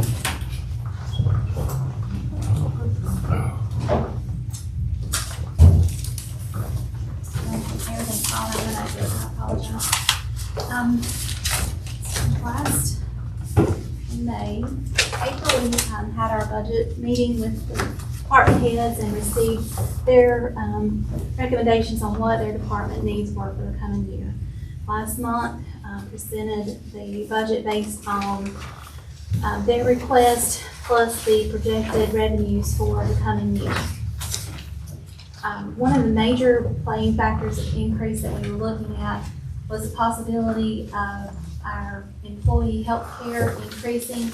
The original cost came into us at 30.2%. I believe that's correct, if I'm saying that right.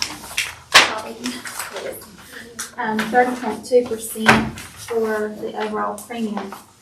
Paula and I did meet with Randy Beasley, who is our agent, and we also reached out to some other agents to get quotes from them for the insurance coverage for the staff. The information that's available to you tonight shows that we are still in that traditional Blue Cross Blue Shield plan, and then he also lists the Affordable Care Act plans that are available. The thing with being in the traditional plans is that once you leave that traditional plan, you can never go back into that plan. It is by their recommendation that we, if we can, to stay here. He feels like that our rates will come down next year. We are seeing an increase due to some of the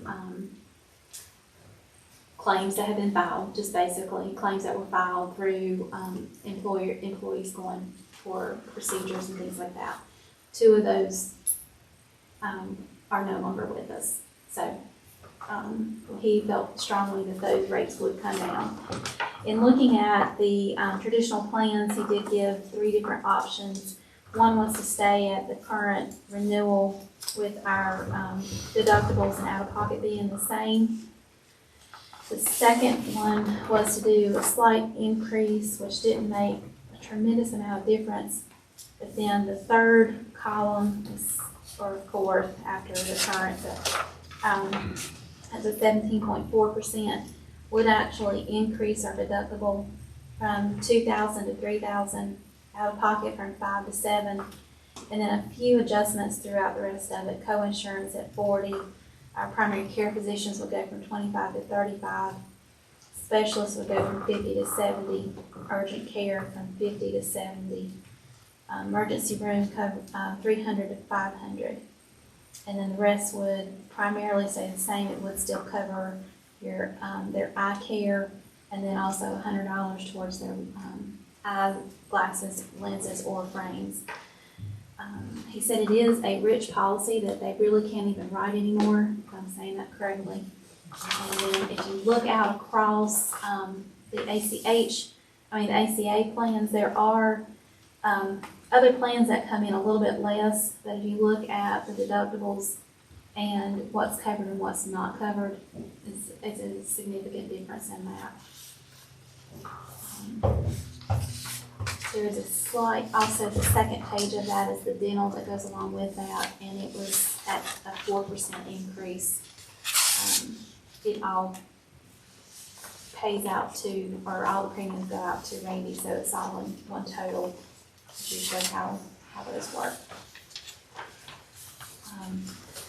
Let's see, other questions? Our stressors, of course, is staffing. We are still looking at the, this year, our increase in the pay for our administrative department, our fire department, and our wastewater treatment plant. And those were coming in, we did the 7% for everyone last year for the other 3 departments. So we did budget those at a 7% increase for them as well. Moving forward, for their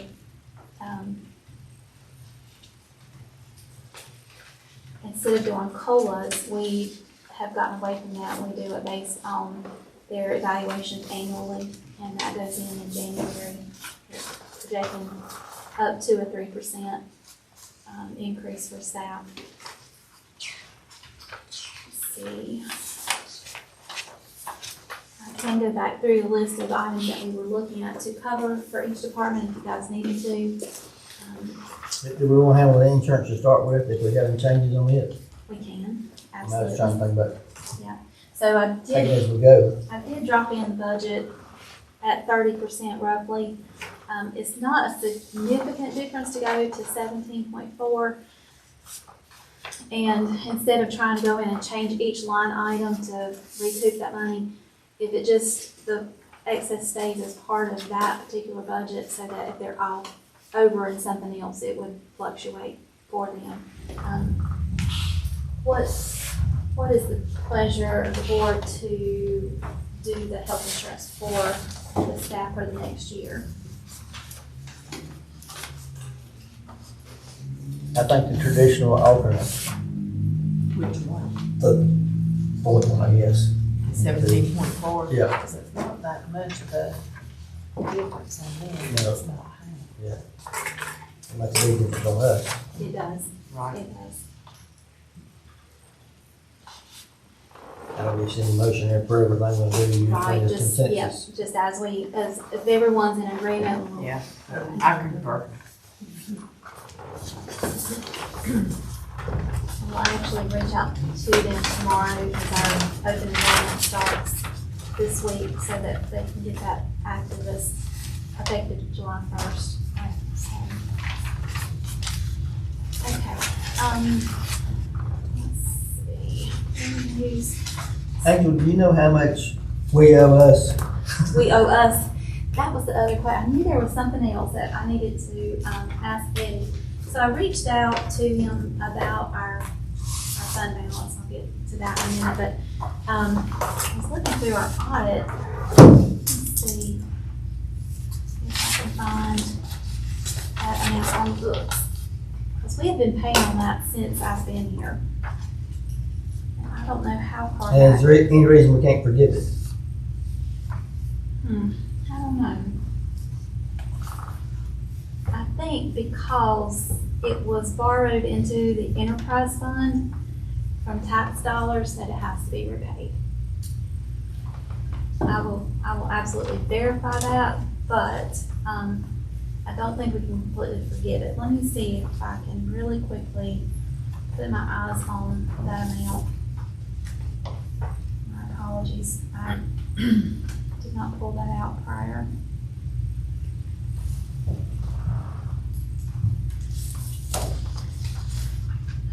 Let's see.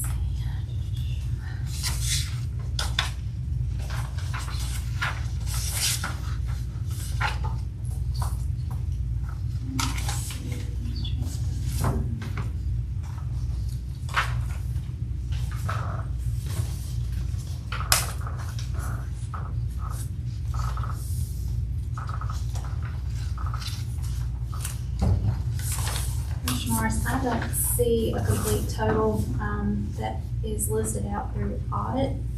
So, let me ask Mr. Carrick that question.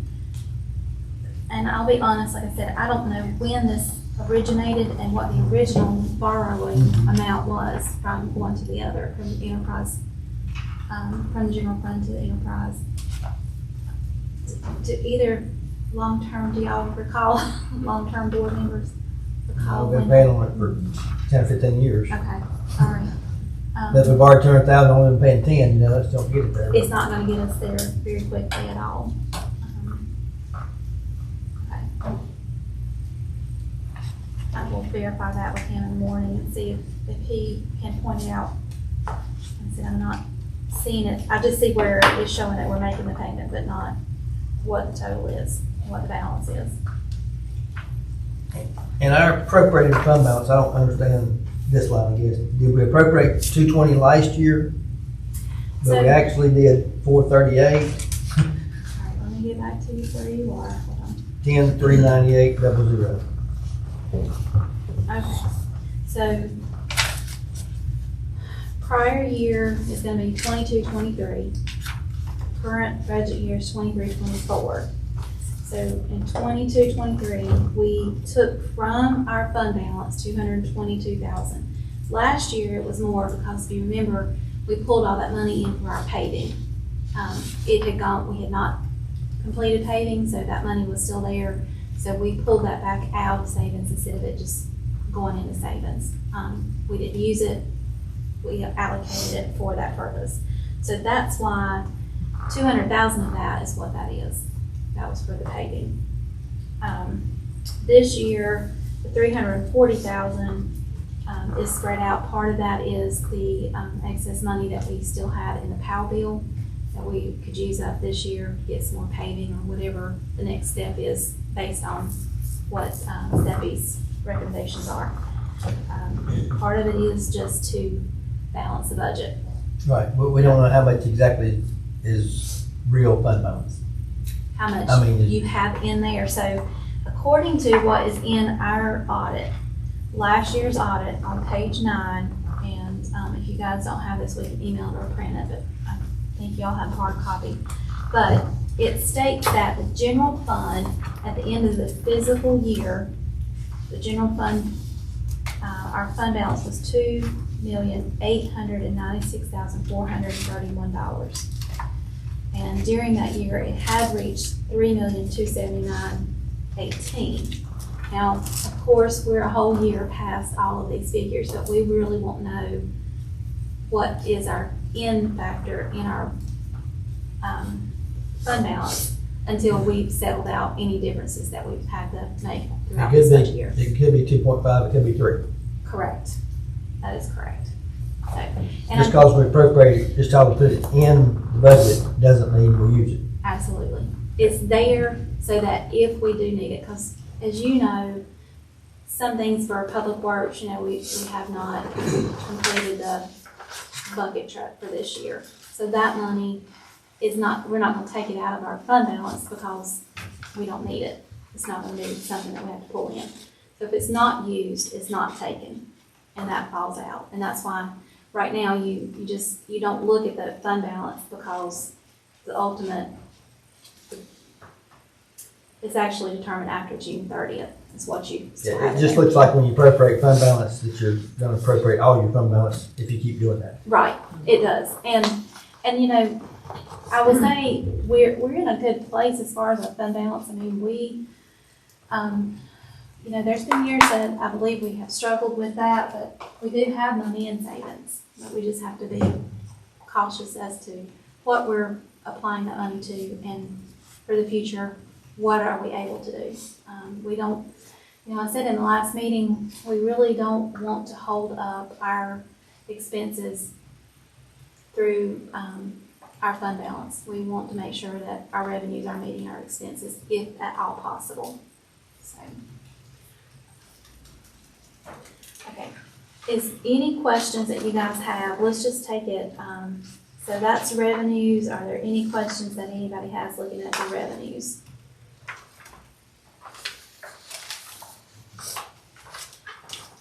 I did notice on sales tax, I don't know if this is just a typo or wrong line or whatever, on 10-345-2, you got $6,500 budgeted, but actual was zero. And you got So- $7,000 budgeted, but actually zero. So what that is if you're looking at 10,660, it's where we pay sales tax and then we get sales tax back, and then it's posted out through journal entries and stuff at the year end once they're received. So it does show zero through the budget portion, but that's just reimbursement.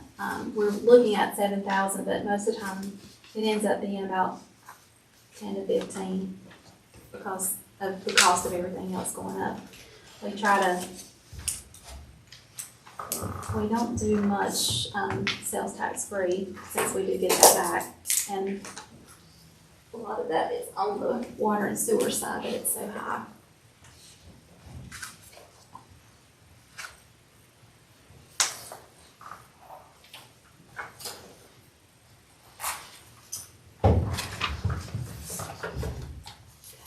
All right, administrative department, any questions that you have on that? I have a question. Okay.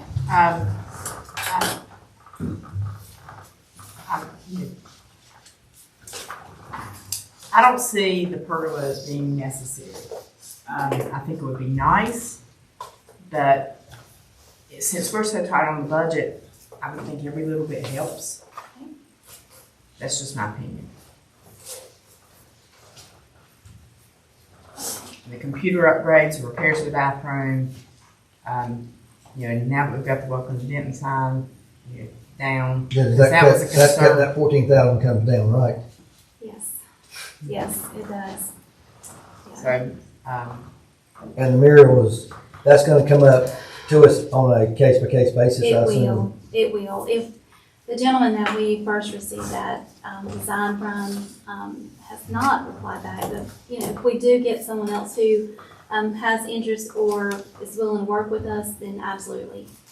You'll have to approve the mural anyway, so then we can do a budget amendment and approve it at that I time. don't think the board has appetite for 14,000 or something at this time. For the mural.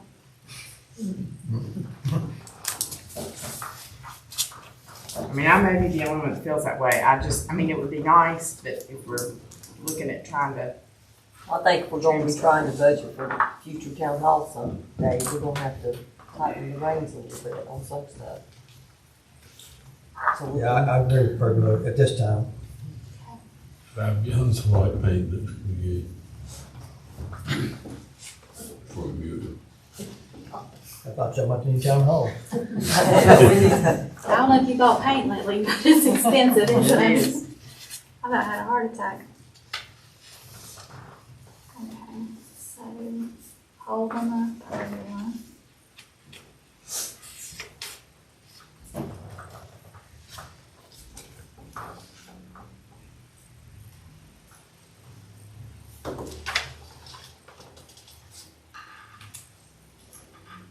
In the farmer's market, Angel, the budget's 5,000. What is that for?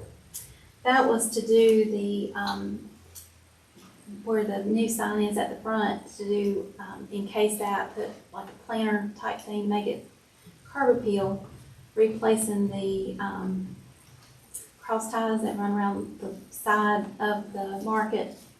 They're deteriorating and falling apart. So we're looking at trying to put some type of permanent structure there, whether it's with the concrete decorative block and building that out with still a walkway in the middle. We have had prices come in and all over the place, so we were just trying to see what we could accomplish with that, with $5,000, and see if we could get something set up there. It's a beautiful place, and even the mayor said he would love to see us be able to do something with the parking lot. It's a nice market. I know we don't own the whole area. We're just trying to make a little bit of improvement there. By not owning the whole area there, how would you, would they pay for part of the parking? Because I don't think we should pay for the whole thing. You know, we've got a beautiful design that was created years ago by Paul Briggs. And, is that right? Yep. Okay. So I just thought I said that wrong. Yeah. But, you know, it is partially our parking lot. So we would have to, if we were to go that route, there would have to be some type of agreement between the owners. Right now, the person who owns the shoe store owns the parking lot from the buildings to about the middle of the drive. And then we own from the drive, middle of the drive to the other drive. So, I was told, excuse me, I was told that parking lot could be bought now. Would that be something the town would be interested in? I will say that Commissioner I mean, Bean it's not also a lot asked of that space. question. Yeah, if, when Got one parking lot, we just let mail carriers park in, maybe we'll find another there. That needs paving too. when Leroy Hinsley sold that, he first came in here and said he'd like to talk to us about probably buying that, and then the next day it was sold to the shoe store. So, when he talked about it and he bought it for the purpose of potentially selling it later, having a resale value because he would have parking, you know, depending on if he's able to sell the building, he would be interested in just selling that parking area. It's not much, but it's enough that it would give us that whole space. And then if we pave it, it's our paving, it's our dollar, it's better. Has anyone talked to him? I have not, and I know you and I talked about that, but I have not been able to reach I out to had him. not heard of this when I first talked to him about the mural. I asked that question, and he was not interested in it because he wanted to sell it with the building. But of course, things change, so. Things do change. So the Marshes, they still own the new shop? They own just the Yeah. beauty shop. But see, Don't they have a little smidge there? They don't have that? No, it starts, Just that a little little sitting strip Okay. starts right at the building and it goes, straight back and Okay. goes behind other buildings as well. It's an odd little place, and then right behind all the buildings is a little square area owned by someone else. It's like 10 by 10. It's not very big. Weird. Yeah, Lanier Supermarket started off in that little stone building. Oh, that's Just, good to know. have you checked with landscapers in like Tom's Creek landscaping? About the landscaping of the, Well, do they do stonework? That's what we're talking about. I know that I think they used they to, come but I don't out know and if they still do planting of the flowers, but I didn't know they did. See, I was working with a supplier to get the stone. The stone's fairly reasonable. It's just finding someone to place them on, and I'm to the point of going out myself and placing them. Because it's like, I got a quote just to do that one flower bed at $6,000, and I'm like, who did those stones in the park? That's pretty. Who did them? Who? Paul got them done. Who? Paul Mitchell got them done. You talking about who the bell is? No, you're talking about the sign. the She's talking about the river Riverstone. rock. Yeah, who did that? We did, found it. Yeah. What we would need is Well, someone might who could, do it. someone who could build it. Could build it. Yeah. So you know the sign, the donation sign, Yeah. the stone I was looking at is like that. Mhm. Reason being, using such a heavy stone is because of the water flow. Yeah. When it rains, getting something sturdy and Yeah, it because would it not floods in move. there bad. Angela, So, could we just make that board approval before anything's done instead of just, We can. We can. yeah.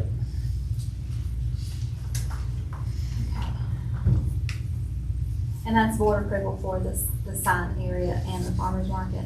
Yeah. So are you saying to remove the 5,000? You can leave it in there if you don't do it, just as long as. Okay, Yes. as long as we do approve it Yeah. before. Okay. Most definitely. Okay. Parks and rec budget was stayed at 12,000. You're gonna come right in with that. Now, am I remembering that at one point in time, any unused funds from the Parks and Rec were going to something else? Johnson Park. Yeah. And Okay. Is that still happening? Well, last year they came in right at budget, so Okay. it was not much, and we did reduce our budget from 15,000 to 12,000. Okay. Anything that is in excess, we absolutely put towards that project, but, talking with Chris tonight, it's not gonna make a huge difference, but Okay, I a just. little bit, every little I bit just- helps. Somewhere in the back of my head, just Yeah, remember that. absolutely. Okay. Does anybody have any other questions on that department? Police department. This is budgeting, having, chief at full staff. And the salary may have to adjust a little bit depending on where we are as far as being able to get someone hired as a sergeant and as a captain. In the past, we've not had that luxury of being able to hire a lateral entry. Most of our guys that come in as new, or ladies, excuse me, have come in as new officers into our department. So in looking at this information with Chief James, it's trying to figure out where they are, what they're capable of doing, what they're going to bring to our department, and their experience will determine what their pay will be. So that we may have to, year in next year, look at a fallout changing a little bit there. And as Chief James stated earlier, our hope is in the next at least 2 months have him back at full staff. We hope sooner. That's our ultimate goal there. We were looking at, on his budget, there was the 3 rifles, the 3 less lethal, the 2 car kits, and then intoximeters, the computers, and then 2 sets of stop sticks, plus the vehicle. Anything you can do without, chief? Well, we could do that, they're minimal, and I just learned, from Commissioner Hicks that it may be that Lexington's getting rid of their shotguns. So if their officers given first chance to buy them, but if they don't, we may be able to buy those from Lawman's at a cheaper price. We definitely need a vehicle. Yeah. The stop sticks is the only thing, it's mighty little, but it's all for somebody else. We did look at budgeting the Ford all-wheel drive, correct? That's what Chief and I kind of went back and forth, talking about the differences. The total build-out was not a lot of difference in cost, with there not being that much difference. I just asked for preference on that, and the Ford is coming in with some good reviews, and it is a little bit cheaper.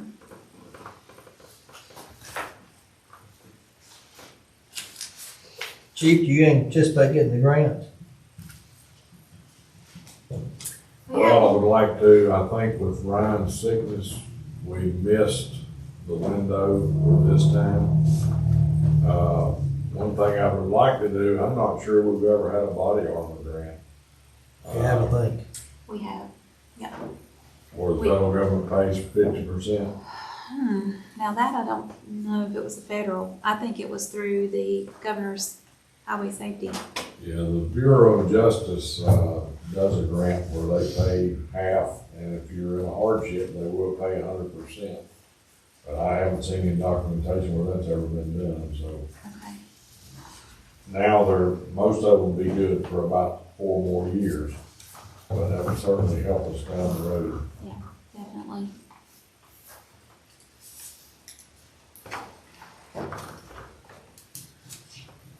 Any questions? You good? I will say on building repairs, maintenance and repair on buildings, we put that at 4,000. Depending on what we can figure out about the hallway at the PD, we may have to do an adjustment on that, but we'll look at that later. We have asked the contractor to give us a quote on replacing that, and we've not heard back from them. So if y'all know any contractors, send them our way so we can get a quote and figure out what's going on with that. Now, Randy did reach out to me, he stopped by and said within 2 weeks he hoped to come back and fix it. So. Did he give you a price? No. Okay. Yeah, hopefully we'll see this week. Artister. He did pretty good yesterday. And he has his medication. Yeah. All right, fire department.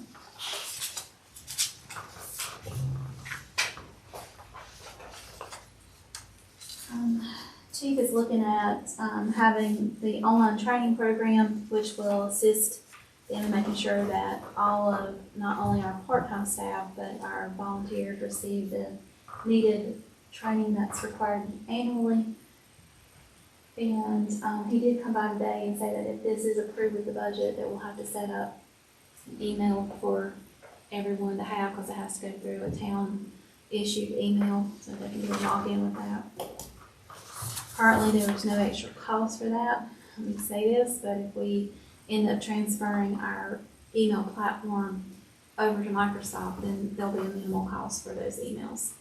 He's looking at 6 to 8 part-time staff and roughly 20 on roster. Commissioner Morris, am I saying that correctly? For volunteers, about 20. The office computers and the laptop, I did tell Brandon that if he's got budget left, to go ahead and get this took care of this budget year. And then 3 sets of PPE. We did have to add a phone to him, but I think with the adjustments on taking that laptop and computer, it would potentially offset. They have applied for 2 grants. One grant they have been approved for already, but it'll come in after July 1st, and we'll do a resolution to receive the funds and to appropriate them.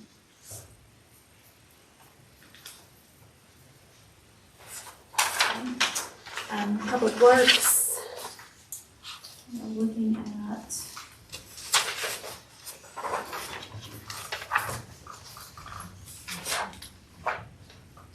Michael is still trying to get quotes on his roof. We did drop that in the budget, especially since insurance is requiring us to get it taken care of. It just needs sealed. It needs someone to apply the seal. We have the seal. We need laborers to do that. And he has reached out to another group to see if he can get a quote not only on that building, but on the raw water intake building down at the water plant. It has sprung a leak. You're not Jason, Brandon. Do you know who he is? I don't. I don't recall the name of the I have some of company. the same types of roofs. Okay. So I'll reach out to Michael to see if he has the names that I have. That would be great. And he said that while he was gonna give a quote, he was also gonna have him look at the roof here. Not that we have any leaks yet, but it does stand water, it doesn't drain as well as it used to. And it could be. Yeah, well, there is a leak in the clerk's office. I did forget that. But then that could be contributing in some of the issues coming through our block. So he is looking at having all of that from the same company, potentially. We did look at adding the engines for his motor grader and his generator. He did buy a dump truck, so that's taken care of. We're looking at some repair work for the jet back truck. That's been a good purchase. We bought that from the city of High Point, about 2017, wasn't it? For about $30,000. So we've had minimal investment into that, but it's been a good buy, and it is vital to them. The bucket truck, we were really hoping to get this again this budget year, but he is not having success in finding one that could do what they need them to do. We did have to rent one last year to put up the Christmas lights, and that was at a cost of $8,000. So by the time you do that a couple of times, you've invested quite a bit in just a rental. The hydrant replacements, I've got a plan that I've designed out for us to do some of the hydrant replacements, as well as the changing the fittings from the old to the new, and the tool to do that replacement with. And then he's looking for a service truck. I'm laughing because I see the picture, it's on here, but a potential service truck on that. And as Michael said, it's, the cost of everything, they do their own oil changes and stuff like that now, but it's just that increase on them. any questions you guys have on what's projected budget for the public works or suggestions or recommendations. Maybe that's something else. You got capital bill, PAL bill, Mm-hmm. and you got sidewalk and pavement. Okay. Is that the same? PAL bill is what we get from the state, so we have to line item it separately. And then in conjunction with the line item 10-550-76 for sidewalk and paving, combination of 300,000. So we're paying 300,000 pavement this year. Well, we're gonna look at maybe 225 to 250 because we have to also consider we need some sidewalk work done, and we also have utility patching that we do out of that fund as well. So roughly 200 to 225 would be what we would spend on paving this year.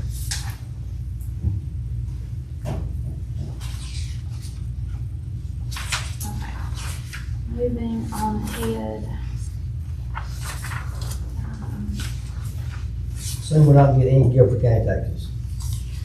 So Guilford County comes into play whenever we buy stuff that would be Guilford County taxes. We're not getting anything from them, but we have to report to different counties if we've paid anything to them. We have to send it into the report that that's where we paid it.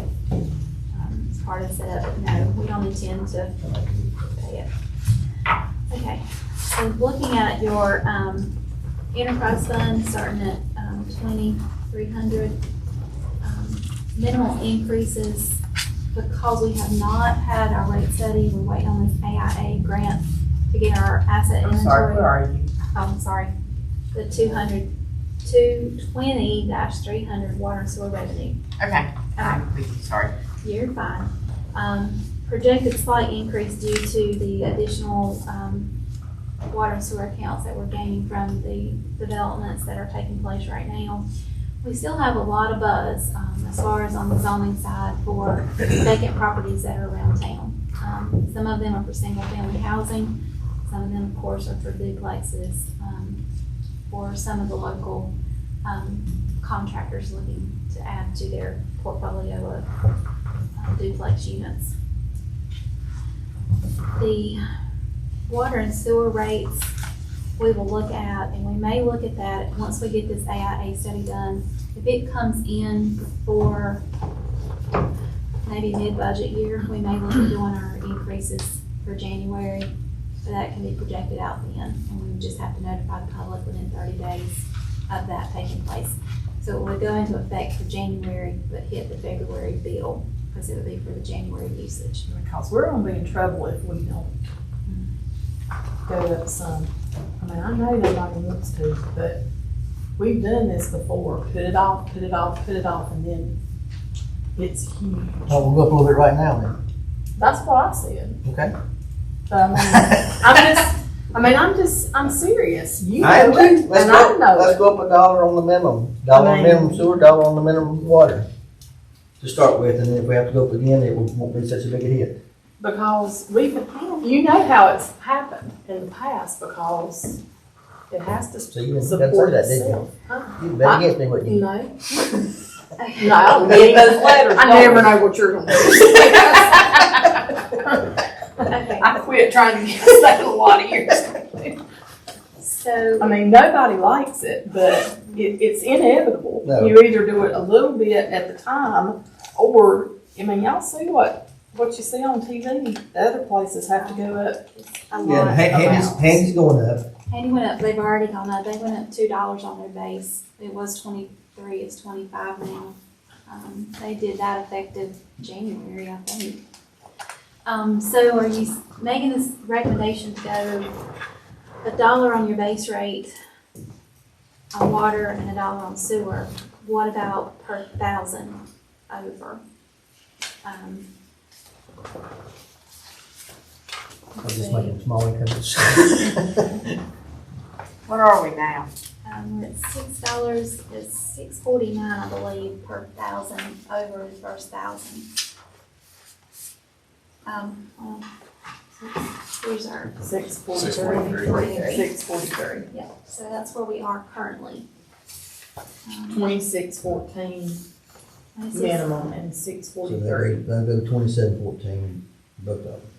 And the out of town will go to 53. And speak up if y'all don't agree. I mean, I agree. I I'd just rather go a think little bit than that. I can tell you, I mean, as much as the We're cost gonna of be in chemicals trouble and if we don't. everything is, it's not gonna be money that's profited. Right. I can assure you, it's not. So what about your base, I mean, your rates over, trying to find my calculator on this phone. Ann, where's your calculator? It's not that. I mean, It's still over Okay. here. even if you went up to, That's a big percentage of it. If you went $1. That's I a would- big no, percentage. no, I no, wouldn't that's do not, that. I wouldn't say that. I said it 50 cents. Yeah. I mean, If you you know, did, if you did 50 cents, it's Yeah. about 9%. If you went to $6.99, But it's gonna be more than that because you already going up $1. right? I'm not advocating what I'm just saying. I mean, maybe we should just do the dollar. Just do it on the base rate and leave your per thousand the same Yeah. until we Let's get start our with that. service. Start there. Okay. And just, I mean, you know, you don't wanna be hard on people. I mean, we're being, Right. you know, we're included in those people, but Yeah. we just know that We'll get those letters if we don't. we've been there. Yeah. And I'd rather go up on rates than go up on taxes because the renters don't pay taxes. Which is two different pockets too. Yeah. So, but you're right, you're right. Okay, so take your base rate on water from 2614 to 2714, and also on sewer. Yeah. So an increase. And out of town too. And out of town too. Out of town basically $1. And it's not a lot of money, but No. it's something. Right. It's, But it'll raise It adds up. 16.5 a year better, or okay, because of 20. all right, so we'll have to, when we get to approving that, we'll need to make our motion to approve it with the changes. How many water customers we have, Paula? I had 1,000. Yeah, I was thinking 100 and something, but yeah. Okay, so that's $100 a month.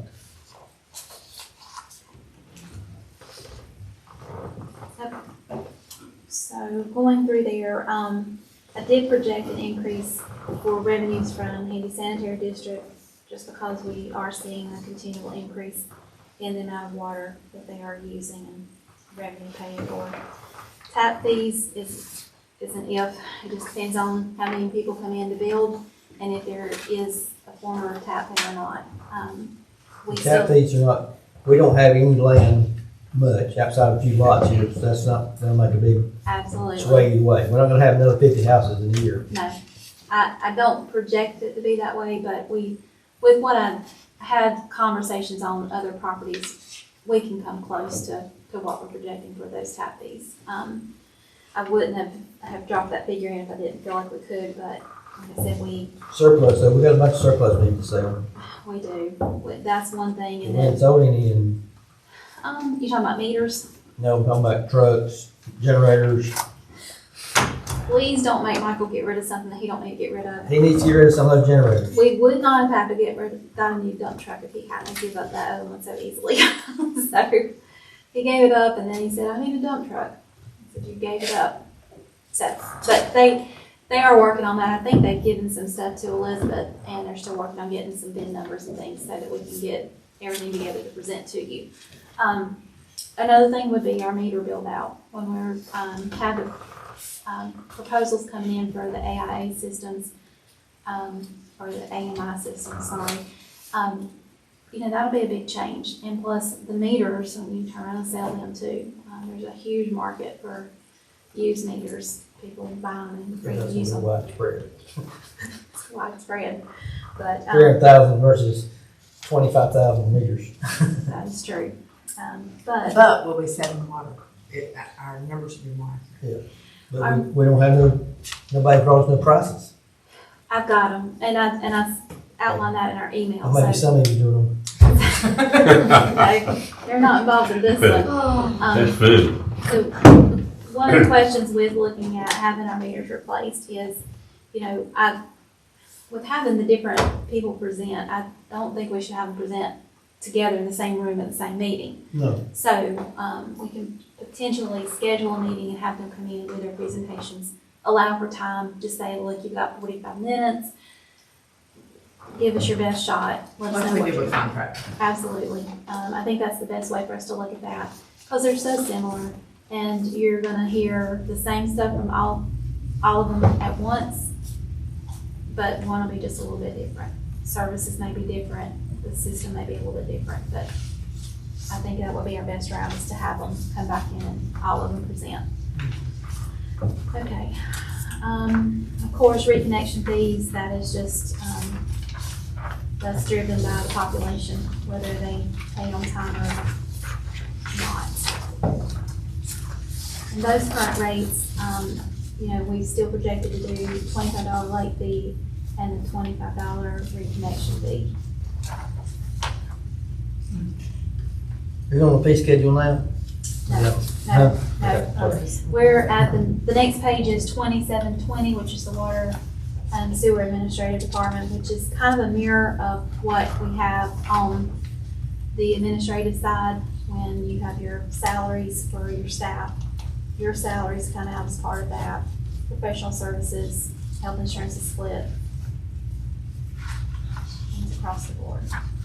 Okay, the next is your water department, and you can look at your budget. It's an increase over last year by 200,000. We're at 200,000. Part of the stuff in his want list will be shared by Andy. Yes. So, in speaking with Daryl, and Paula will attest to this, the times that I've been here, we've been here almost 8 years. I bill them once a year for their shared cost and invoices that pertain to pump rebuilds or, things that go out throughout the year. We bill that once a year. So, this year we were told that, one invoice was 9 months old. Well, of course it was, because we bill you once a year for that difference. So, in part of their list, and you'll see in that email, is that they want to better prepare for the costs that are coming to them once a year, which I do understand. But as I told Mr. Hannett, there are times, and the majority of the things that we have done this year, we had no prediction on. Pumps go out. It happens. What I told him we can project out is, of course, the 2 plate settlers, the Holden lagoons that they've looked at potentially doing, talked about, and things like that. We will try to project out as much as possible. But when there are times that things break, we've got to fix them. We don't have a choice. We've got to move forward. That I've expressed. But maybe call them after the fact, say, we had to replace a motor, it's gonna be X, we're gonna send you, and not wait. Well, Is it possible to bill them quarterly? We can bill them monthly as we receive them, but it's never been an issue until now. So, I think we used to bill them quarterly or something. Well, I'll be honest, I was just going based off of what was shared when I came on board. So I had just followed suit. And it might have been, if according to your voice too, if there's little things, they might let it go. Well, if you think about it, we've had much more over the past 2 years that we've had to fix and replace than we have had in the last 6 years. Because they've used that much. So, but in moving forward, we have said, if you want quarterly, we can do that. We're going to accommodate however we can. Right. So, we absolutely will do that. There is that increase in salaries because of having to add that extra staff member. Hopefully, 1 or 2 of them pass that exam, so we'll have full-time operators and we can move forward. And Jason will be in a much better position, but it's just having them licensed and being able to function on their own. So, sewer department, again, Troy has minimal stuff that he asked for. A lot of his stuff is going to be driven by that screw bar conveyor thing that we have replaced. Want to get it started on it? I know, I didn't want to mention it, but not any major differences in his projected out budget. Having his floor done, again, it is the fact that trying to get people in to give quotes and to do the job. it's cheap little test. You can't get anybody to cook the floor? Call Kenny Small, call Donnie Deeds at Lexington. What all come down? We had Kenny come look at his floor, and he didn't want to do it. Call Donnie Deeds at Lexington. Who's that? Donnie Deeds. Donnie Deeds flooring. Okay. They're for you. Yep. They'll be right here. Okay, get that on my office. All right, we'll do both. We'll have him come look at both locations. And then, so any questions you guys have on the sewer department? He had several items listed, departmental supplies, looking at heaters for his pump room, the chlorine room, the shop. The caustic is set to go up. We'll have to go over that. Automotive increase because Troy is driving the vehicle home as we approved last year. I can go back on that Guilford County tax. That did make me think of something. Okay. Are we instructing everybody to buy everything they can in town if possible? I think for the most part they do. I will say, Because, Walmart don't pay any town taxes. no, they don't. So in-town purchases, and if we purchase something online, it comes back to the county and the town in which it was purchased, like where we are located. So that was a big change with COVID. That's your sales tax, right? That's your sales tax. But we do, I will say, the hardware store with Wilson Carter's, even Lowe's Foods, we buy Yeah, that's what I supplies mean. from there. Yeah, If Lowe's goes, we're not gonna get another store back. right. You think, Larry? No. And So we we need to have, be sure we help them what we can. we No, I have don't tried, think so. yeah, we have tried to, do And if it a, costs a little more, that's not a big thing to me because they're here, they pay taxes, they got employees. right. Like when we have our meals and stuff, ask the village and, or, any of the restaurants and have, say first. We have had quotes from them to do our meals. They're not as set up to do off-site catering as what Kelly was when he had Rick's. They cater like Veterans Dinner, Yeah. the village does. But we I know do- sometimes you can't, Yeah. but I think, so we tried to do like a combination of orders. It seemed like there for a while, everybody was going to get paper towels and toilet paper, so we're trying to say, hey, if you need them, let us know, and if we're ordering them, we're getting them, we can get them all together and try to get them at a good price. But But you get them locally. it depends. We have ordered some through Amazon, and for the most part, people go to Lowe's. I don't think they really shop because we have an account there, so they go and charge it. Cause I know, like Family Dollar, Dollar General, that's much better prices on paper They products are. like that. they all got cards anyway, don't they? The department heads do. Yeah. Yeah, which we just got replaced. And the Dollar Tree started opening late again, they're back open. Yeah, I just village to get some help. Yeah, I know, they need it. Yeah. So, People will. again, though, to answer the question, we do buy as much as possible. There's very few times that we take trips to Lexington or anywhere else, outside of here, to get supplies. Now, it's not a requirement for someone doing work for us, No, we can't do that. Yeah, so. And I think anytime we can buy even, I know what you're saying about the sales tax, like Amazon and stuff comes back to us, but still, I think if we can keep the business local, Right. it keeps people employed. It does. Um, And I'll say, over the years that I've been here, we have definitely done that. But there are times, especially post-COVID, that it's hard to find supply of anything sometimes, depending on what you're looking for. Right. As far as, like computer stuff especially, when we've had to buy additional wiring, things like that for speakers for Parks and Rec or something along that line. It's harder to get items that. Yeah, we understand people- stuff like that. Right. Yeah. And even with stuff like that, if you asked us or asked Country Corner, we may have sources that people don't realize that we have. It's never hurts to ask, I guess is what I'm saying. We can definitely do that. Sure can. Okay, so any questions overall? Does anybody have anything? Looking at everybody. Okay. So in looking at your fee schedule, okay, let's look at, so fee schedule, for some reason, when I went to save it, I didn't save, I didn't save what I gave you last month. So this is, just a quick version of what we pulled through from last year. The one thing I did see that didn't come over was the renewal of the golf carts. I was suggesting that we do the golf cart renewal from January 1st to March 31st at $5.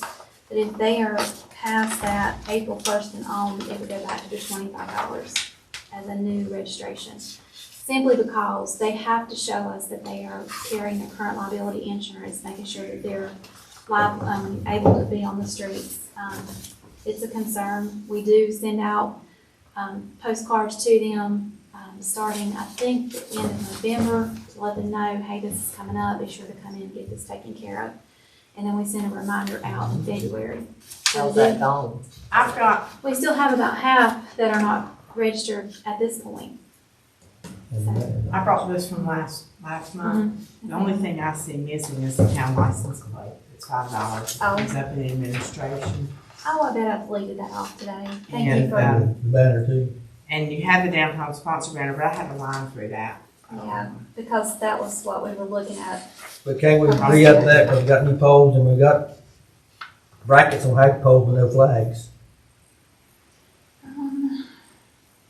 I can definitely ask Duke Energy to revisit that. Let me make a note,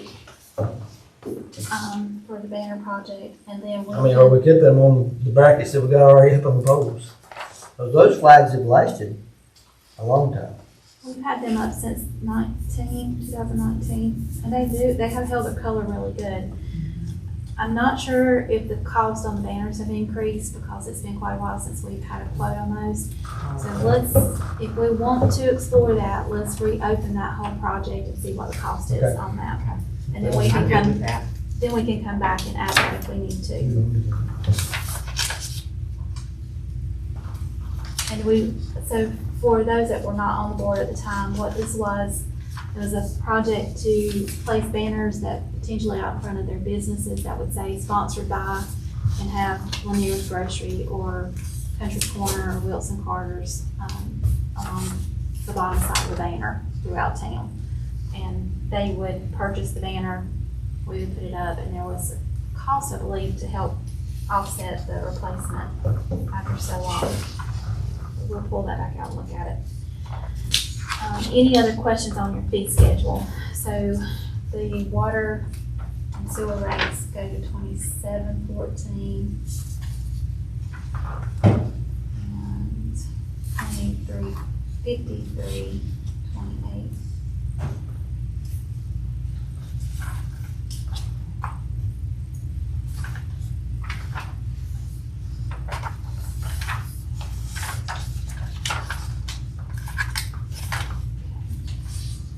We did, from last year, we did take off the, under Public Works, we had listed out like what it costs to like mow and, all that. We contract that out with a company if we have to have abatement now, so we just put per contract. So then with your, budget ordinance, again, that would be adjusting your inside town rates to $27.14 for base, for water, for sewer. And then out of town rates would be, and correct me if I'm wrong, did you say go up $1 on out of town? So that would be $53.28. Okay. So we'll get that adjusted, leaving the over the 1,000-gallon rate at the same.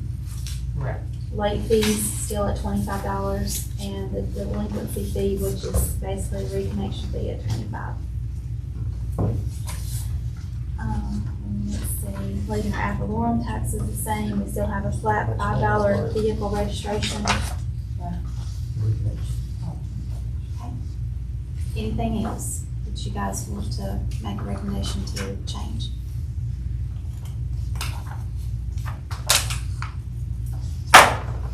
How many cemetery plots have we got left? We got very many. As far as what we have to sell, there's not very many. Most of them that are vacant, there's a little section right in the center. If you come up off of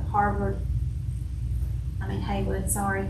The middle to the right, there's maybe a group of 3, maybe, I think we just Proper sold grade, where they used to be, yeah. and we moved them to singles. And we moved them to singles, and then the ones down along that we added several years ago.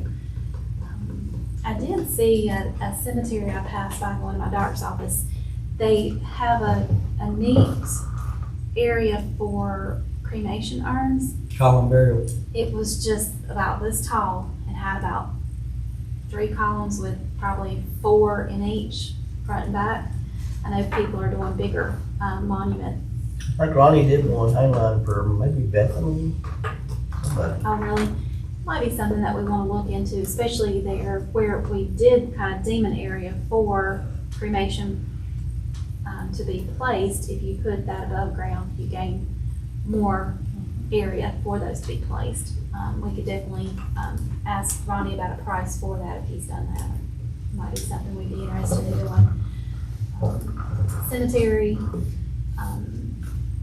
we have done some work on trying to get some grass to grow in certain areas that it's just not growing for whatever reason. So Benji's been working on that a little bit. And they did add lights. That was one thing we were talking about earlier about lights.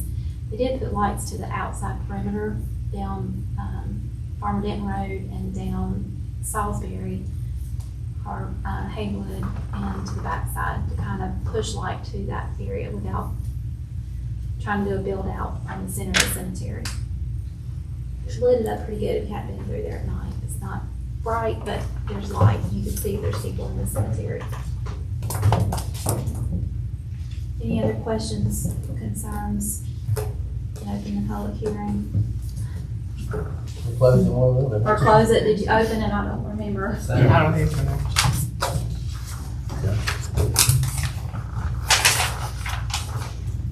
Public hearing for consideration of annual budget for the fiscal year 2025. Need a motion and a second. So moved. Second. All in favor? Public hearing is now open. Brandon, you got anything to say about the budget? Chief, you got anything to say about the budget? I move to close the public hearing, Charlie. Second. Second. All in favor? Public hearing is now closed. I would entertain a motion and a second to approve the budget. I'll make a motion to approve the budget. As changes. Has changed. With the changes, sorry. Will we name the changes or just say changes? We've got it. I'll second. Second. Any further discussion? If not, all in favor say aye. Aye. That motion carries. And I did a motion and a second to go into closed session. So moved. Do we have a second? Second. All in favor say aye. Aye. Closed session. Like for everybody to leave except the commissioners and the attorney.